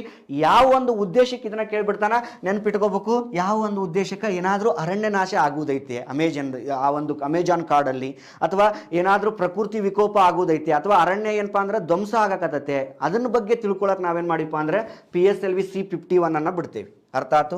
ಇನ್ನು ನೆಕ್ಸ್ಟ್ ಯಾವ್ದಪ್ಪ ಅಂದ್ರೆ ಇನ್ನೊಂದು ಯುನಿಟಿ ಸ್ಯಾಟ್ ಅಂತ ನೋಡ್ತೇವೆ. ಯುನಿಟಿ ಸ್ಯಾಟ್ ಅಥವಾ ಸತೀಶ್ ಧವನ್ ಸ್ಯಾಟ್ ಅಂತ ಕರಿತೀವಿ. ಇದು ಯಾಕ್ರಿ ಯುನಿಟಿ ಸ್ಯಾಟ್ ಅಂತ ಹೆಸರಿಟ್ರು ಅಂತಂದ್ರೆ ಯುವಕರು ಮಾಡಿದ್ದಿದ್ದು. ಯುನಿಟಿ ಸ್ಯಾಟ್ ಅಥವಾ ಸತೀಶ್ ಧವನ್ ಸ್ಯಾಟ್ ಅಂತ ಕರಿತೀವಿ. ಇದು ಕೂಡ ಏನಪ್ಪಾ ಅಂದ್ರೆ ಕಮ್ಯುನಿಕೇಶನ್ ಮಾಡಕ್ಕೆ ಇವರು 3 ಇಂಜಿನಿಯರಿಂಗ್ ಕಾಲೇಜಿನವರು, ಭಾರತ ದೇಶದಲ್ಲಿ ಇರ್ತಕ್ಕಂಥ ಒಂದು 3 ಇಂಜಿನಿಯರಿಂಗ್ ಕಾಲೇಜರ್ ಕೂಡಿ ಮಾಡಿರ್ತಕ್ಕಂಥದ್ದು ಇದು ಯುನಿಟಿ ಸ್ಯಾಟ್ ಮತ್ತು ಸತೀಶ್ ಧವನ್ ಸ್ಯಾಟ್ ಅಂತಂದು. ಇವನು ಕೂಡ ಸಂಪರ್ಕವನ್ನು ಕಲ್ಪಿಸ್ಕೊಡಕ್ಕೆ ನಾವೇನು ಮಾಡ್ತೀವಿ ಅಂತಂದ್ರೆ ಬಿಟ್ವಿ. ಇನ್ನು ನೆಕ್ಸ್ಟ್ ಇನ್ನೊಂದು ಕೇಳ್ತಾನೆ ಎಕ್ಸಾಮ್ನೊಳಗೆ, 3ನೇದು ಯಾವ್ದಪ್ಪ ಅಂತಂದ್ರೆ ಅರ್ತ್ ಅಬ್ಸರ್ವೇಷನ್ ಸೆಟಲೈಟ್ ಅಂತ ಕರಿತೀವಿ. ಆಗಲೇ ಹೇಳ್ಬಿಟ್ಟು ನಾನು, ಅರ್ತ್ ಅಬ್ಸರ್ವೇಷನ್ ಸೆಟಲೈಟ್ EOS-3 ಅಂತ ಕರಿತೀವಿ. Earth observation satellite. ಈ ಅರ್ತ್ ಅಬ್ಸರ್ವೇಷನ್ ಸೆಟಲೈಟ್ ಅನ್ನ GSLV F-10 ಅನ್ನುವಂತಹ ಒಂದು ರಾಕೆಟ್ ಮೂಲಕ ಏನ್ ಮಾಡ್ತೀವಪ್ಪ ಅಂತಂದ್ರೆ ಲಾಂಚ್ ಮಾಡ್ತೇವಿ. ಈ ಅರ್ತ್ ಅಬ್ಸರ್ವೇಷನ್ ಸೆಟಲೈಟ್ ಲಾಂಚ್ ಮಾಡಿದಾಗ ಅರ್ತ್ ಅಂದ್ರೆ ಇದೊಂದು ಅತ್ಯಾಧುನಿಕ ಭೂ ವೀಕ್ಷಣೆಯನ್ನು ಮಾಡೋದು. ಹೆಂಗಂತಂದ್ರೆ ಮ್ಯಾಲ ಅರ್ತ್ ಆರ್ಬಿಟ್ ಒಳಗೆ ಅದು ಕುಂತಂದ್ರೆ ಭೂಮಿ ಒಳಗೆ ಏನೇನಾಗೈತಿ, ಏನೇನು ಆಗಾಕತ್ತೈತಿ ಅನ್ನೋದು ಏನು ಮಾಡ್ಬೋದು ಅಂದ್ರೆ ಕ್ಯಾಮ್ರಾಗಳ ಮೂಲಕ ಅದೇನ್ ಮಾಡ್ತಂದ್ರೆ ಇಮೇಜ್ ಅನ್ನ ಕಳಿಸ್ತದೆ. ಅದಕ್ಕೆ ಅರ್ತ್ ಅಬ್ಸರ್ವೇಷನ್ ಸೆಟಲೈಟ್ ಅತ್ಯಾಧುನಿಕ ಭೂ ವೀಕ್ಷಣೆ ಮಾಡೋದು. ಅತ್ಯಾಧುನಿಕ ಭೂ ವೀಕ್ಷಣೆ ಮಾಡೋದು. 2021 ಇದು ಏನು ಮಾಡಿದ್ರು ಅಂದ್ರೆ ಮಾಡಿದ್ರು. ಇತ್ತೀಚೆಗೆ ಇರ್ತಕ್ಕಂಥ ಸುದ್ದಿ. ಇದು ಏನಾಯ್ತಪ್ಪ ಅಂತಂದ್ರೆ ಇದು ಆ ಕ್ರಯೋಜನಿಕ್ ಇಂಜಿನ್ ಒಳಗೆ 1ನೇ ಹಂತ 2ನೇ ಹಂತ ಕರೆಕ್ಟ್ ಇತ್ತು. ಅದ್ರೊಳಗೆ ದಹನಗೊಳ್ಳುವುದರ ಜೊತೆಗೆ ಅದ್ರೊಳಗೆ ತಾಂತ್ರಿಕ ಅಸಂಗತತೆಯಿಂದ, ಯಾವ ಅಸಂಗತೆಯಿಂದ? ತಾಂತ್ರಿಕ ಅಸಂಗತತೆಯಿಂದ ದಹನಗೊಳ್ಳೋದು ಏನಾಗಲಿಲ್ಲಪ್ಪ ಅಂತಂದ್ರೆ ಕರೆಕ್ಟ್ ಆಗಲಿಲ್ಲ ಅಂತ ಹೋಗಿ ಒಂದಿಷ್ಟು ಕಿಲೋಮೀಟರ್ ಹೋಗಿ ಪಟಕ್ಕನ ಬಂದು ಎಲ್ಲಿ ಬಿದ್ದುಬಿಡ್ತು? ಬಂಗಾಳ ಕೊಲ್ಲಿಗೆ ಬಂದ್ಬಿಡ್ತು. ಭಾಳಷ್ಟು ರೊಕ್ಕ ಖರ್ಚು ಮಾಡಿದ್ವಿ. ಇದಕ್ಕೆ ಕಾರಣ ಏನಂತ ನೋಡಿದಾಗ ತಾಂತ್ರಿಕ ಅಸಂಗತತೆ ಅಂತ ನಾವೇನು ಮಾಡ್ತೀವಿ ನೋಡ್ತೀವಿ. ಅರ್ಥ ಆಯ್ತು? ಇಲ್ಲ 2021 ಆಗಿದ್ದಿದ್ದು. ಇದ್ದಾಗ ಒಂದು 3-4 ತಿಂಗಳು ಆಗಿದೆ. ಅರ್ತ್ ಅಬ್ಸರ್ವೇಷನ್ ಸ್ಯಾಟಲೈಟ್ 3 ಅಂತ ಬಿಟ್ಟಿದ್ವಿ. ಇಲ್ಲಿ ಕ್ವಶನ್ ಮಾಡ್ತಾನ, ಯಾವುದು ಪರ್ಪೋಸ್ ಬಿಟ್ಟಿದ್ವಿ ಅಂದರೆ ಅರ್ಥದ ಬಗ್ಗೆ, ಭೂಮಿ ಬಗ್ಗೆ ಒಂದು ಫೋಟೋಗಳ ಮೂಲಕ ಎಲ್ಲ ತಿಳಿಸ್ಬೇಕು. ಅದು ಭೂಮಿ ಒಳಗೆ ಏನೇನಾಕತಿ ಅಥವಾ ಚಂಡಮಾರುತ ಅಪ್ಳಿಸೋದು ಅದೇನಾಯ್ತಪ್ಪ ಅಂತಂದ್ರೆ ಫೇಲ್ ಆಯಿತು ಅನ್ನೋದು ಉಲ್ಲೇಖ ಐತಿ. ಇದು ಏನಪ್ಪಾ ಅಂತಂದ್ರೆ ಅರ್ತ್ ಅಬ್ಸರ್ವೇಷನ್ ಸ್ಯಾಟಲೈಟ್ 3 ಅನ್ನುವಂತಹ ರಾಕೆಟ್ ಇತ್ತೀಚೆಗೆ ಬಿಟ್ಟಾರ.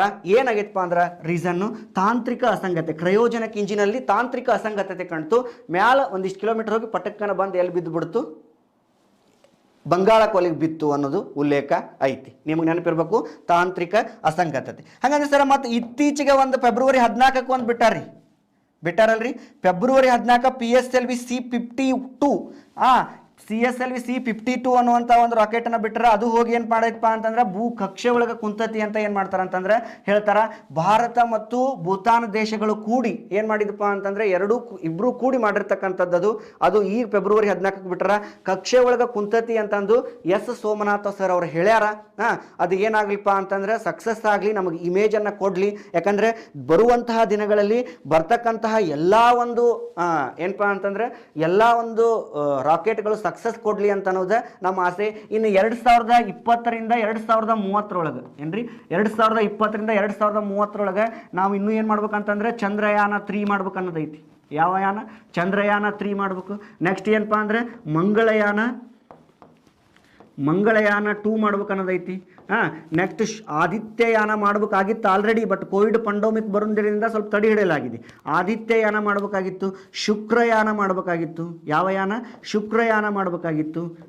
ಇವನೇನು ಮಾಡಬೇಕು? ಶುಕ್ರಯಾನ ಮಾಡಬೇಕಾಗಿತ್ತು. ಮತ್ತೇನು ಮಾಡಬೇಕಾಗಿತ್ತು ರೀ ಸರ್ ಅಂತಂದರೆ ಸ್ಪೇಸ್ ಸ್ಟೇಷನನ್ನು ಮಾಡಬೇಕಾಗಿತ್ತು. ಈಗ ಆಲ್ರೆಡಿ ಅಂತಾರಾಷ್ಟ್ರೀಯ ಸ್ಪೇಸ್ ಸ್ಟೇಷನನ್ನು ಲೋ ಅರ್ತ್ ಆರ್ಬಿಟ್ನೊಳಗೆ ಬೇರೆ ಬೇರೆ ದೇಶದವರು ಅಂದರೆ ಅಮೇರಿಕ, ರಷ್ಯಾದಂಥ ದೇಶವು ಮಾಡ್ಯವು. ಬಟ್ ನಾವು ಮಾಡಿಲ್ಲ. ಇದನ್ನ ಏನು ಮಾಡ್ಬೇಕಪ್ಪ ಅಂತಂದ್ರೆ ಮಾಡಬೇಕಾಗಿತ್ತು. ಯಾವಾಗ ನಮ್ದು ಪ್ಲ್ಯಾನ್ ಇತ್ತು? 2030 ಪ್ಲ್ಯಾನ್ ಐತಿ. ಇವೆಲ್ಲ ಏನಪ್ಪಾ ಅಂತಂದ್ರೆ 2020ರಿಂದ 2030 ಆಗುವಂತಹ ಒಂದು ಪ್ರಾಜೆಕ್ಟ್. ಅರ್ಥಾತ್ ಈ 10 ವರ್ಷದೊಳಗೆ ಇವೆಲ್ಲ ಆಗಬೇಕು ಅಂತಂದು ಏನು ಮಾಡ್ಯಾರ ಅಂತಂದ್ರೆ ಇಸ್ರೋದವರು ಪ್ಲ್ಯಾನ್ ಹಾಕೊಂಡಾರ. ಬಟ್ ಏನಪ್ಪಾ ಅಂದ್ರೆ ಆದಿತ್ಯಯಾನ 20 ಆಗಬೇಕಾಗಿತ್ತು. ಕೋವಿಡ್ ಪಂಡಮಿಕ್ ಬಂದಿರೋದ್ರಿಂದ ತಡೆ ಹಿಡಿಯಲಾಗಿದೆ. ಅರ್ಥಾತ್ ಆ ಒಂದು ಉದ್ದೇಶಕ್ಕಾಗಿ ನಾವೇನು ಮಾಡಿವಪ್ಪ ಅಂತಂದ್ರೆ ತಡೆ ಹಿಡಿಯಲಾಗಿದೆ. ಇನ್ನು ಚಂದ್ರಯಾನ 3, ಮಂಗಳಯಾನ 2 ಇವೆಲ್ಲ ಏನಾಗ್ಲಿಪ್ಪ ಅಂದ್ರೆ ಸಕ್ಸಸ್ ಕಾಣಲಿ, ವಿವಿಧತೆಯಲ್ಲಿ ಏಕತೆ ಅನ್ನೋದು ದೇಶ ಕಾಣಲಿ ಅನ್ನೋದು ನನ್ನ ಉದ್ದೇಶ.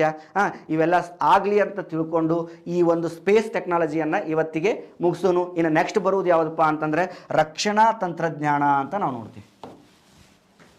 ಇವು ಏನಪ್ಪಾ ಅಂತಂದ್ರೆ ಅರ್ತ್ ಅಬ್ಸರ್ವೇಷನ್ ಸ್ಯಾಟಲೈಟ್. ನೆಕ್ಸ್ಟ್ ಏನಪ್ಪಾ ಅಂದ್ರೆ ರಕ್ಷಣಾ ತಂತ್ರಜ್ಞಾನ. ನೋಡ್ರಿ, ಈಗ ನಿಮ್ಗೆ ನೆನಪಿಡ್ಬೇಕು ರಕ್ಷಣಾ ತಂತ್ರಜ್ಞಾನ ಅಂತಂದ್ರೆ ನಿಮ್ಗೆ ಗೊತ್ತಿರಬೇಕು. ಏನ್ರಿ ಸರ ರಕ್ಷಣಾ ತಂತ್ರಜ್ಞಾನ? ಸ್ವಲ್ಪ ಹೇಳ್ಬಿಡ್ತಾನೆ ನಿಮ್ಗೆ. ಏನ್ರಿ ಅಂತಂದ್ರೆ ಡಿಫೆನ್ಸ್ ಟೆಕ್ನಾಲಜಿ. ಏನ್ರಿ? ಡಿಫೆನ್ಸ್ ಟೆಕ್ನಾಲಜಿ ಅಂತ ನಾವು ಮಾಡ್ತೀವಿ. ಯಾಕಂದ್ರೆ ನೆನಪಿಡ್ಲಿ ಸ್ಪರ್ಧಾರ್ಥಿಗಳೇ, ಇವತ್ತು ನಾವು ವ್ಯಾಕ್ಸಿನೇಷನ್ ಅನ್ನು ಹಾಕಿಸ್ಕೊಳಕತ್ತೀವಿ. ಯಾಕೆ ವ್ಯಾಕ್ಸಿನೇಷನ್ ಹಾಕಿಸ್ಕೊಳಕತ್ತೀವಿ? ನಮಗೆ ಮುಂಬರುವಂತಹ ಯಾವುದೋ ವೈರಸ್ ಬಂದರೂ ನಮಗೆ ಅಟ್ಯಾಕ್ ಆಗಬಾರ್ದು ಅನ್ನೋ ಒಂದು ಉದ್ದೇಶಕ್ಕಾಗಿ. ಅರ್ಥಾತ್ನ ಹೇಳಕತ್ತಿದ್ದು. ಹಂಗೆ ನಮ್ಮ ಭಾರತ ಅನ್ನುವಂತಹ ಒಂದು ದೇಶ ಐತಿ. ಈ ಭಾರತ ಅನ್ನುವಂಥ ದೇಶನ ನಾವೇನು ಮಾಡ್ಕೋಬೇಕಂದ್ರೆ ರಕ್ಷಣೆ ಮಾಡ್ಕೋಬೇಕು. ಆ ರಕ್ಷಣೆ ಮಾಡ್ಕೊಳಕ್ಕೆ ಏನಿರಬೇಕು? ನಮ್ಮಲ್ಲಿ ಶಸ್ತ್ರಾಸ್ತ್ರಗಳೇನು, ಆ ಶಸ್ತ್ರಾಸ್ತ್ರಗಳನ್ನು ಯಾವ ಥರ ರಕ್ಷಣೆ ಮಾಡ್ಕೋಬೇಕು ಅನ್ನೋದ್ರ ಬಗ್ಗೆ ನಾವೇನು ಮಾಡೋದಪ್ಪ ಅಂದ್ರೆ ರಕ್ಷಣಾ ತಂತ್ರಜ್ಞಾನದೊಳಗೆ ತಿಳಿಬೇಕು. ಅಂದರೆ ನಮ್ಮ ಕಡೆ ಕ್ಷಿಪಣಿಗಳು ಎಷ್ಟದವ, ಹೆಲಿಕಾಪ್ಟರ್ಗಳು ಎಷ್ಟದವ, ಅಥವಾ ಬೇರೆ ದೇಶದವ್ರು ಯಾವ ಥರ ಏನೇನು ಯೂಸ್ ಮಾಡಿದ್ರು, ಮೊನ್ನೆ ಏರ್ ಸ್ಟ್ರೈಕ್ ಮಾಡಿದ್ರು, ಅದನ್ನೆಲ್ಲ ನಾವೇನು ಮಾಡಿವಪ್ಪ ಅಂತಂದರೆ ರಕ್ಷಣಾ ತಂತ್ರಜ್ಞಾನದೊಳಗೆ ನೋಡ್ತೀವಿ. ಒಂದು ಸ್ವಲ್ಪ ಇದ್ರ ಬಗ್ಗೆ ಮಾಹಿತಿ ಹೇಳ್ಬೇಕಂದ್ರೆ ಭಾರತ ಅನ್ನೋ ಒಂದು ದೇಶ ಐತಿ. 28 ರಾಜ್ಯಗಳದವ, 8 ಕೇಂದ್ರಾಡಳಿತ ಪ್ರದೇಶಗಳದಾವ, 7 ರಾಷ್ಟ್ರಗಳು ಭೂಗಡಿ ಹೊಂದ್ಕೊಂಡವ, ಮತ್ತು 7 ರಾಷ್ಟ್ರಗಳು ಜಲಗಡಿ ಹೊಂದ್ಕೊಂಡವ. ಪ್ರಪಂಚದಲ್ಲಿ ವಿಸ್ತೀರ್ಣದಲ್ಲಿ ಭಾರತ 7ನೇ ರಾಷ್ಟ್ರ ಹೊಂದತಿ. ಮೂರು ರಾಷ್ಟ್ರಗಳು ಭೂಗಡಿ ಮತ್ತು ಜಲಗಡಿ ಎರಡೂ ಹೊಂದ್ಕೊಂಡವು. ಏನ್ರಿ, ಭೂಗಡಿ ಮತ್ತು ಜಲಗಡಿಯನ್ನು ಎರಡೂ ಹೊಂದ್ಕೊಂಡವು ಮೂರು ರಾಷ್ಟ್ರಗಳು. ಮತ್ತು 7ನೇ ರಾಷ್ಟ್ರ ಎದಕ್ಕೆ ಅಂತಂದ್ರೆ 7ನೇ ರಾಷ್ಟ್ರ ವಿಸ್ತೀರ್ಣದೊಳಗೆ ಎಷ್ಟು ಬರ್ರಿ, ವಿಸ್ತೀರ್ಣದೊಳಗೆ 7ನೇ ರಾಷ್ಟ್ರ ಐತಲ್ರಿ. ಫಸ್ಟ್ ಯಾವುದು, ರಷ್ಯಾ, ಕೆನಡಾ, CABA ಅಂತ ನಾವೇನು ಮಾಡ್ತೀವಿ ಅಂದರೆ ನೋಡ್ತೀವಿ. ಭಾರತ ಎಷ್ಟನೇ ಐತ್ರಿ, 7ನೇಕ್ಕೆ ಐತಿ. Russia, Canada, China, America, Brazil, Australia, Bharat 7ನೇ ರಾಷ್ಟ್ರ. ಅರ್ಥ ಆಯ್ತು. ಎದ್ರೊಳಗೆ, ವಿಸ್ತೀರ್ಣದೊಳಗೆ. 2011 ಜನಗಣತಿ ಪ್ರಕಾರ ನೋಡಿದ್ರೆ 120 ಕೋಟಿಗಿಂತ ಅಧಿಕ ಜನಸಂಖ್ಯೆ ಭಾರತ ದೇಶದೊಳಗೆ ಐತಿ. 2ನೇ ಸ್ಥಾನ ಐತಿ. ಫಸ್ಟ್ ಚೀನಾ ಐತಿ, ಸೆಕೆಂಡ್ ಯಾವ್ದೈತಿ, 2ನೇ ಸ್ಥಾನ ಐತಿ ಜನಸಂಖ್ಯೆ. ಮತ್ತು ಇಷ್ಟು ಎಲ್ಲ ರಾಜ್ಯಗಳು, 9 ರಾಜ್ಯಗಳು ಕರಾವಳಿ ತೀರವನ್ನು ಹೊಂದ್ಕೊಂಡವ. ಮತ್ತೇನಪ್ಪ ಅಂತಂದ್ರೆ ಇವತ್ತು ಈ ಎಷ್ಟೆಲ್ಲ ಹೊಂದಿರತಕ್ಕಂತಹ ಒಂದು ಭಾರತ ದೇಶವನ್ನು ನಾವೇನು ಮಾಡ್ಕೋಬೇಕಪ್ಪ ಅಂದ್ರೆ ರಕ್ಷಣೆ ಮಾಡ್ಕೋಬೇಕು. ಏನು ಮಾಡ್ಕೋಬೇಕ್ರಿ, ರಕ್ಷಣೆ ಮಾಡ್ಕೋಬೇಕು. ರಕ್ಷಣೆ ಮಾಡ್ಕೊಳಕ್ಕೆ ಏನಪ್ಪಾ ಅಂತಂದ್ರೆ ನಮ್ಮಲ್ಲಿ ಯುದ್ಧ ವಿಮಾನಗಳು ಬೇಕು, ಶಸ್ತ್ರಾಸ್ತ್ರಗಳು ಬೇಕು. ನಿಮ್ಗೆ ಒಂದು ಮಾತು ಹೇಳ್ತೀನಿ ನೋಡ್ತಮ್ಮ, ಇದು ಏನಪ್ಪಾ ಅಂದ್ರೆ ಭಾರತ ದೇಶ. ಇದು ಭಾರತ ದೇಶ. ನಾವೆಲ್ಲ ಇಲ್ಲದೇವಿ, ಕೋಟ್ಯಾಂತರ ಜನ ನಾವೆಲ್ಲ ಇಲ್ಲದೇವಿ. ಇಲ್ಲೇನೈತಪ್ಪ ಅಂದ್ರೆ ಭಾರತ ದೇಶದೊಳಗೆ ಒಂದು ಸಂಸ್ಥೆ ಐತಿ. ಅದು ಯಾವುದಪ್ಪ ಅಂದ್ರೆ DRDO ಅಂತ ಕರಿತೀವಿ ನಾವು. ಈ ಸಂಸ್ಥೆಯನ್ನು ಇದ್ರ ಬಗ್ಗೆನ ಉಲ್ಲೇಖ ಐತಿ. ಇವತ್ತು ಇಲ್ಲಿ ಏನಪ್ಪಾ ಅಂತಂದ್ರೆ DRDO ಅಂತ ಹೇಳ್ತೀವಿ. ಇಲ್ಲೇನಪ್ಪ ಅಂತಂದ್ರೆ ಇವತ್ತ ಲಕ್ಷಾಂತರ ಜನ ಸೈನಿಕರು ನಮ್ಮ ದೇಶವನ್ನ ಗಡಿಯನ್ನ ಕಾಯಕತ್ತಾರ. ಯಾಕಂದ್ರೆ ಬೇರೆ ದೇಶದವರು ಬರಬಾರ್ದು ಅಂತಂದ್ರೆ ಲಕ್ಷಾಂತರ ಜನ ಏನ್ ಮಾಡಕತ್ತಾರ ಅಂದ್ರೆ ಗಡಿಯನ್ನ ಕಾಯಕತ್ತಾರ. ಇಲ್ಲೇ DRDO ಅನ್ನುವಂಥ ಸಂಸ್ಥೆ ಐತಿ. ಮತ್ತೇನಪ್ಪಾ ಅಂತಂದ್ರೆ DRDO ಅನ್ನುವಂಥ ಸಂಸ್ಥೆ ಐತಿ. ಜೊತೆಗೆ ಏನಪ್ಪಾ ಅಂತಂದ್ರೆ ಇಲ್ಲೇನು ನಾವು ಕೋಟ್ಯಾಂತರ ಜನ ಏನದೇವ ಅಂದ್ರೆ ಕೆಲಸ ಮಾಡೋದು. ಇವತ್ತು ನೋಡ್ರಿ, ಇವತ್ತ ಇಲ್ಲೇ ನಾವೇನಾರ ಆರಾಮದೇವಿ ಅಂತಂದ್ರೆ ಏನಪ್ಪಾ ಅಂದ್ರೆ ಮೂಲ ಕಾರಣ ಯಾರಪ್ಪ ಅಂತಂದ್ರೆ ಇವತ್ತು ಗಡಿ ಒಳಗೆ ಕುಂತಾರಲ್ಲ, ಅದಕ್ಕೆ ನಾವು ಮೂಲ ಕಾರಣ ಅಂತ ಹೇಳ್ತೀವಿ. ಯಾಕಂದ್ರೆ ಇವ್ರು ಏನಾರ ಸುಮ್ಮನೆ ಇದ್ರ ಅಂತಂದ್ರೆ ಇವ್ರು ಏನ್ ಮಾಡಕತ್ತಾರ ಅಂದ್ರೆ ಗಡಿ ಕಾಯಕತ್ತಾರ. ಅಂದ್ರೆ ನಮ್ಮ ದೇಶವನ್ನ ಯಾರು ಬರಬಾರ್ದು ಅಂತ ಕಾಯಕತ್ತಾರ. ಅದಕ್ಕೆ ನಾವೇನ್ ಮಾಡೇವಿ ಅಂತಂದ್ರೆ ಇಲ್ಲಿ ಆರಾಮದೇವಿ. ಅರ್ಥ ಆಯ್ತು. ಇವತ್ತ ನಾವು ಕೋಟ್ಯಾಂತರ ಜನ ಇಲ್ಲಿ ಆರಾಮದೇವಿ ಅಂದ್ರೆ ಈ ಲಕ್ಷಾಂತರ ಸೈನಿಕರ ಕಾರಣ. ಇವತ್ತು ಈ ಲಕ್ಷಾಂತರ ಸೈನಿಕರು ಅದಾರ ಅಂತ ತಿಳ್ಕೋರಿ. ಇವ್ರಿಗೆ ಯಾವುದರ ದೇಶ ಬಂದಾಗ ಅಂದ್ರೆ ಯುದ್ಧ ಮಾಡುವಾಗ ಬೇಕಾಗಿರ್ತಕ್ಕಂಥ ಶಸ್ತ್ರಾಸ್ತ್ರಗಳು ಬೇಕಾಗ ಆ ಶಸ್ತ್ರಾಸ್ತ್ರಗಳನ್ನು ಮಾಡುವಂತ ಸಂಸ್ಥೆ ಯಾವುದು ಅಂತಂದ್ರೆ DRDO. ಈ DRDOದೊಳಗೆ ಏನಪ್ಪಾ ಅಂದ್ರೆ ಸಾವಿರಾರು ಜನ ಏನ್ ಮಾಡಕತ್ತಾರ ಅಂತಂದ್ರೆ ಕೆಲಸ ಮಾಡಕತ್ತಾರ. ಅರ್ಥ ಆಯ್ತು. ಇಲ್ಲಿ ನೋಡ್ರಿ, ಕೋಟ್ಯಾಂತರ ಜನ ಆರಾಮದೇವಿ. ಅದಕ್ಕೆ ಕಾರಣ ಲಕ್ಷಾಂತರ ಜನ. ಈ ಲಕ್ಷಾಂತರ ಜನ ಸೈನಿಕರು ಹೋರಾಡಕತ್ತಾರ. ಈ ಸೈನಿಕರು ಹೋರಾಡೋದ್ರಿಂದ ಇವ್ರಿಗೆ ಯುದ್ಧ ಇವ್ರಿಗೆ ಏನ್ ಮಾಡಿರಪ್ಪ ಅಂದ್ರೆ ಶಸ್ತ್ರಾಸ್ತ್ರಗಳನ್ನು ಮಾಡಕ ಸಾವಿರಾರು ಜನ DRDO ಸಂಸ್ಥೆದೊಳಗೆ ಕೆಲಸ ಮಾಡಕತ್ತಾರ. ಅರ್ಥಾತ್ ನಾ ಹೇಳಕತ್ತಿದ್ದು ಇದು ಏನಪ್ಪಾ ಅಂದ್ರೆ ಡಿಫೆನ್ಸ್ ಬಗ್ಗೆ ನಾವೇನು ಮಾಡೋದಂದ್ರೆ ನೋಡೋದು. ಈ ಡಿಫೆನ್ಸ್ ಯಾವ ಥರ ಆಯ್ತು, ಯಾವ ಥರ ಇಲ್ಲ. ಇವತ್ತು ಯಾವುದಾದ್ರೂ, ಯಾಕಂದ್ರೆ ಈಗ ನೋಡ್ರಿ ನಿಮಗೆಲ್ಲ ಉಕ್ರೇನ್ ರಷ್ಯಾ ಯುದ್ಧ ನಡೆಯಕತ್ತತಿ. ಅರ್ಥ ಆಯ್ತು. ಹಿಂಗೆ ಈ ದೇಶದೊಳಗೆ ನಾವು ರಕ್ಷಣೆ ಮಾಡ್ಕೋಬೇಕು ಅಂತಂದ್ರೆ, ನಮ್ಮ ದೇಶವನ್ನು ನಾವು ರಕ್ಷಣೆ ಮಾಡ್ಕೋಬೇಕಂತಂದ್ರೆ ನಮ್ಮಲ್ಲಿ ಏನು ಬೇಕು ಅಂದ್ರೆ ಮೇನು ಯುದ್ಧ ಉಪಕರಣಗಳು ಬೇಕು. ಮತ್ತೇನು ಬೇಕು, ಶಸ್ತ್ರಾಸ್ತ್ರಗಳು ಬೇಕು, ಕ್ಷಿಪಣಿಗಳು ಬೇಕು, ಅಣುಬಾಂಬ್ಗಳು ಬೇಕು. ಅರ್ಥ ಆಯ್ತು. ಇಲ್ಲಾದ್ರೆ ಏನು ಮಾಡ್ತಾರೆ ಅಂದ್ರೆ ಬೇರೆ ದೇಶದವ್ರು ಬಂದು ನಮ್ಮನ್ನು ಏನು ಮಾಡ್ತಾರೆ ಅಂದ್ರೆ ಅಟ್ಟಹಾಸ ಮಾಡ್ತಾರೆ. ಆ ಒಂದು ಉದ್ದೇಶಕ್ಕಾಗಿ ನಾ ಏನಪ್ಪಾ ಅಂತಂದ್ರೆ ಇವೆಲ್ಲ ಒಂದಿರ್ತಕ್ಕಂಥ ರಾಷ್ಟ್ರವನ್ನು ನಾವೇನು ಮಾಡ್ಕೋಬೇಕಂದ್ರೆ ರಕ್ಷಣೆ ಮಾಡ್ಕೋಬೇಕು. ಈ ರಕ್ಷಣೆ ಮಾಡ್ಕೊಳಕ ನಾವೇನು ಮಾಡ್ಕೋಬೇಕಪ್ಪ ಅಂತಂದ್ರೆ ನಮ್ಮ ದೇಶದೊಳಗೆ ನಾವು ರಕ್ಷಣೆ ಮಾಡ್ಕೊಳಕ ನಮ್ಮಲ್ಲಿ 3 ಸಂಸ್ಥೆಗಳದವು, ಹೆಮ್ಮೆಯ ಸಂಸ್ಥೆಗಳದವು. ಆ ಸಂಸ್ಥೆಗಳ ಬಗ್ಗೆ ನಾವೇನು ನೋಡ್ಕೊಳ್ಳೋದಂತ ನೆಕ್ಸ್ಟ್ ಕ್ಲಾಸ್ನೊಳಗೆ ನೋಡೋಣಪ್ಪ. ಆ 3 ಸಂಸ್ಥೆಗಳು ವೆರಿ ವೆರಿ ಇಂಪಾರ್ಟೆಂಟ್. ಭೂಸೇನೆ, ವಾಯುಸೇನೆ ಮತ್ತು ನೌಕಾಸೇನೆ. ಇದ್ರ ಮೇಲೆ ಏನಿರ್ತಾರೆ ಅಂದ್ರೆ ಒಬ್ರು CDS ಇರ್ತಾರ. ಈ CDS ಮೇಲೆ ಏನಿರ್ತಾರೆ ಅಂದ್ರೆ ರಕ್ಷಣಾ ಸಚಿವರು ಇರ್ತಾರ. ರಕ್ಷಣಾ ಸಚಿವರ ಮೇಲೆ ರಾಷ್ಟ್ರಪತಿ ಇರ್ತಾರೆ. ಅರ್ಥ ಆಯ್ತು. ಈ ಒಂದು ಸೇನೆಗಳ ಬಗ್ಗೆ ನೆಕ್ಸ್ಟ್ ಕ್ಲಾಸ್ನೊಳಗೆ ನೋಡೋಣಂತ. ಇನ್ನು ಏನಾದರೂ ಡೌಟ್ ಬಂದ್ರೆ ನೀವು ಅದರೊಳಗೆ ಕಮೆಂಟ್ ಮಾಡ್ಬೋದು. Thank you.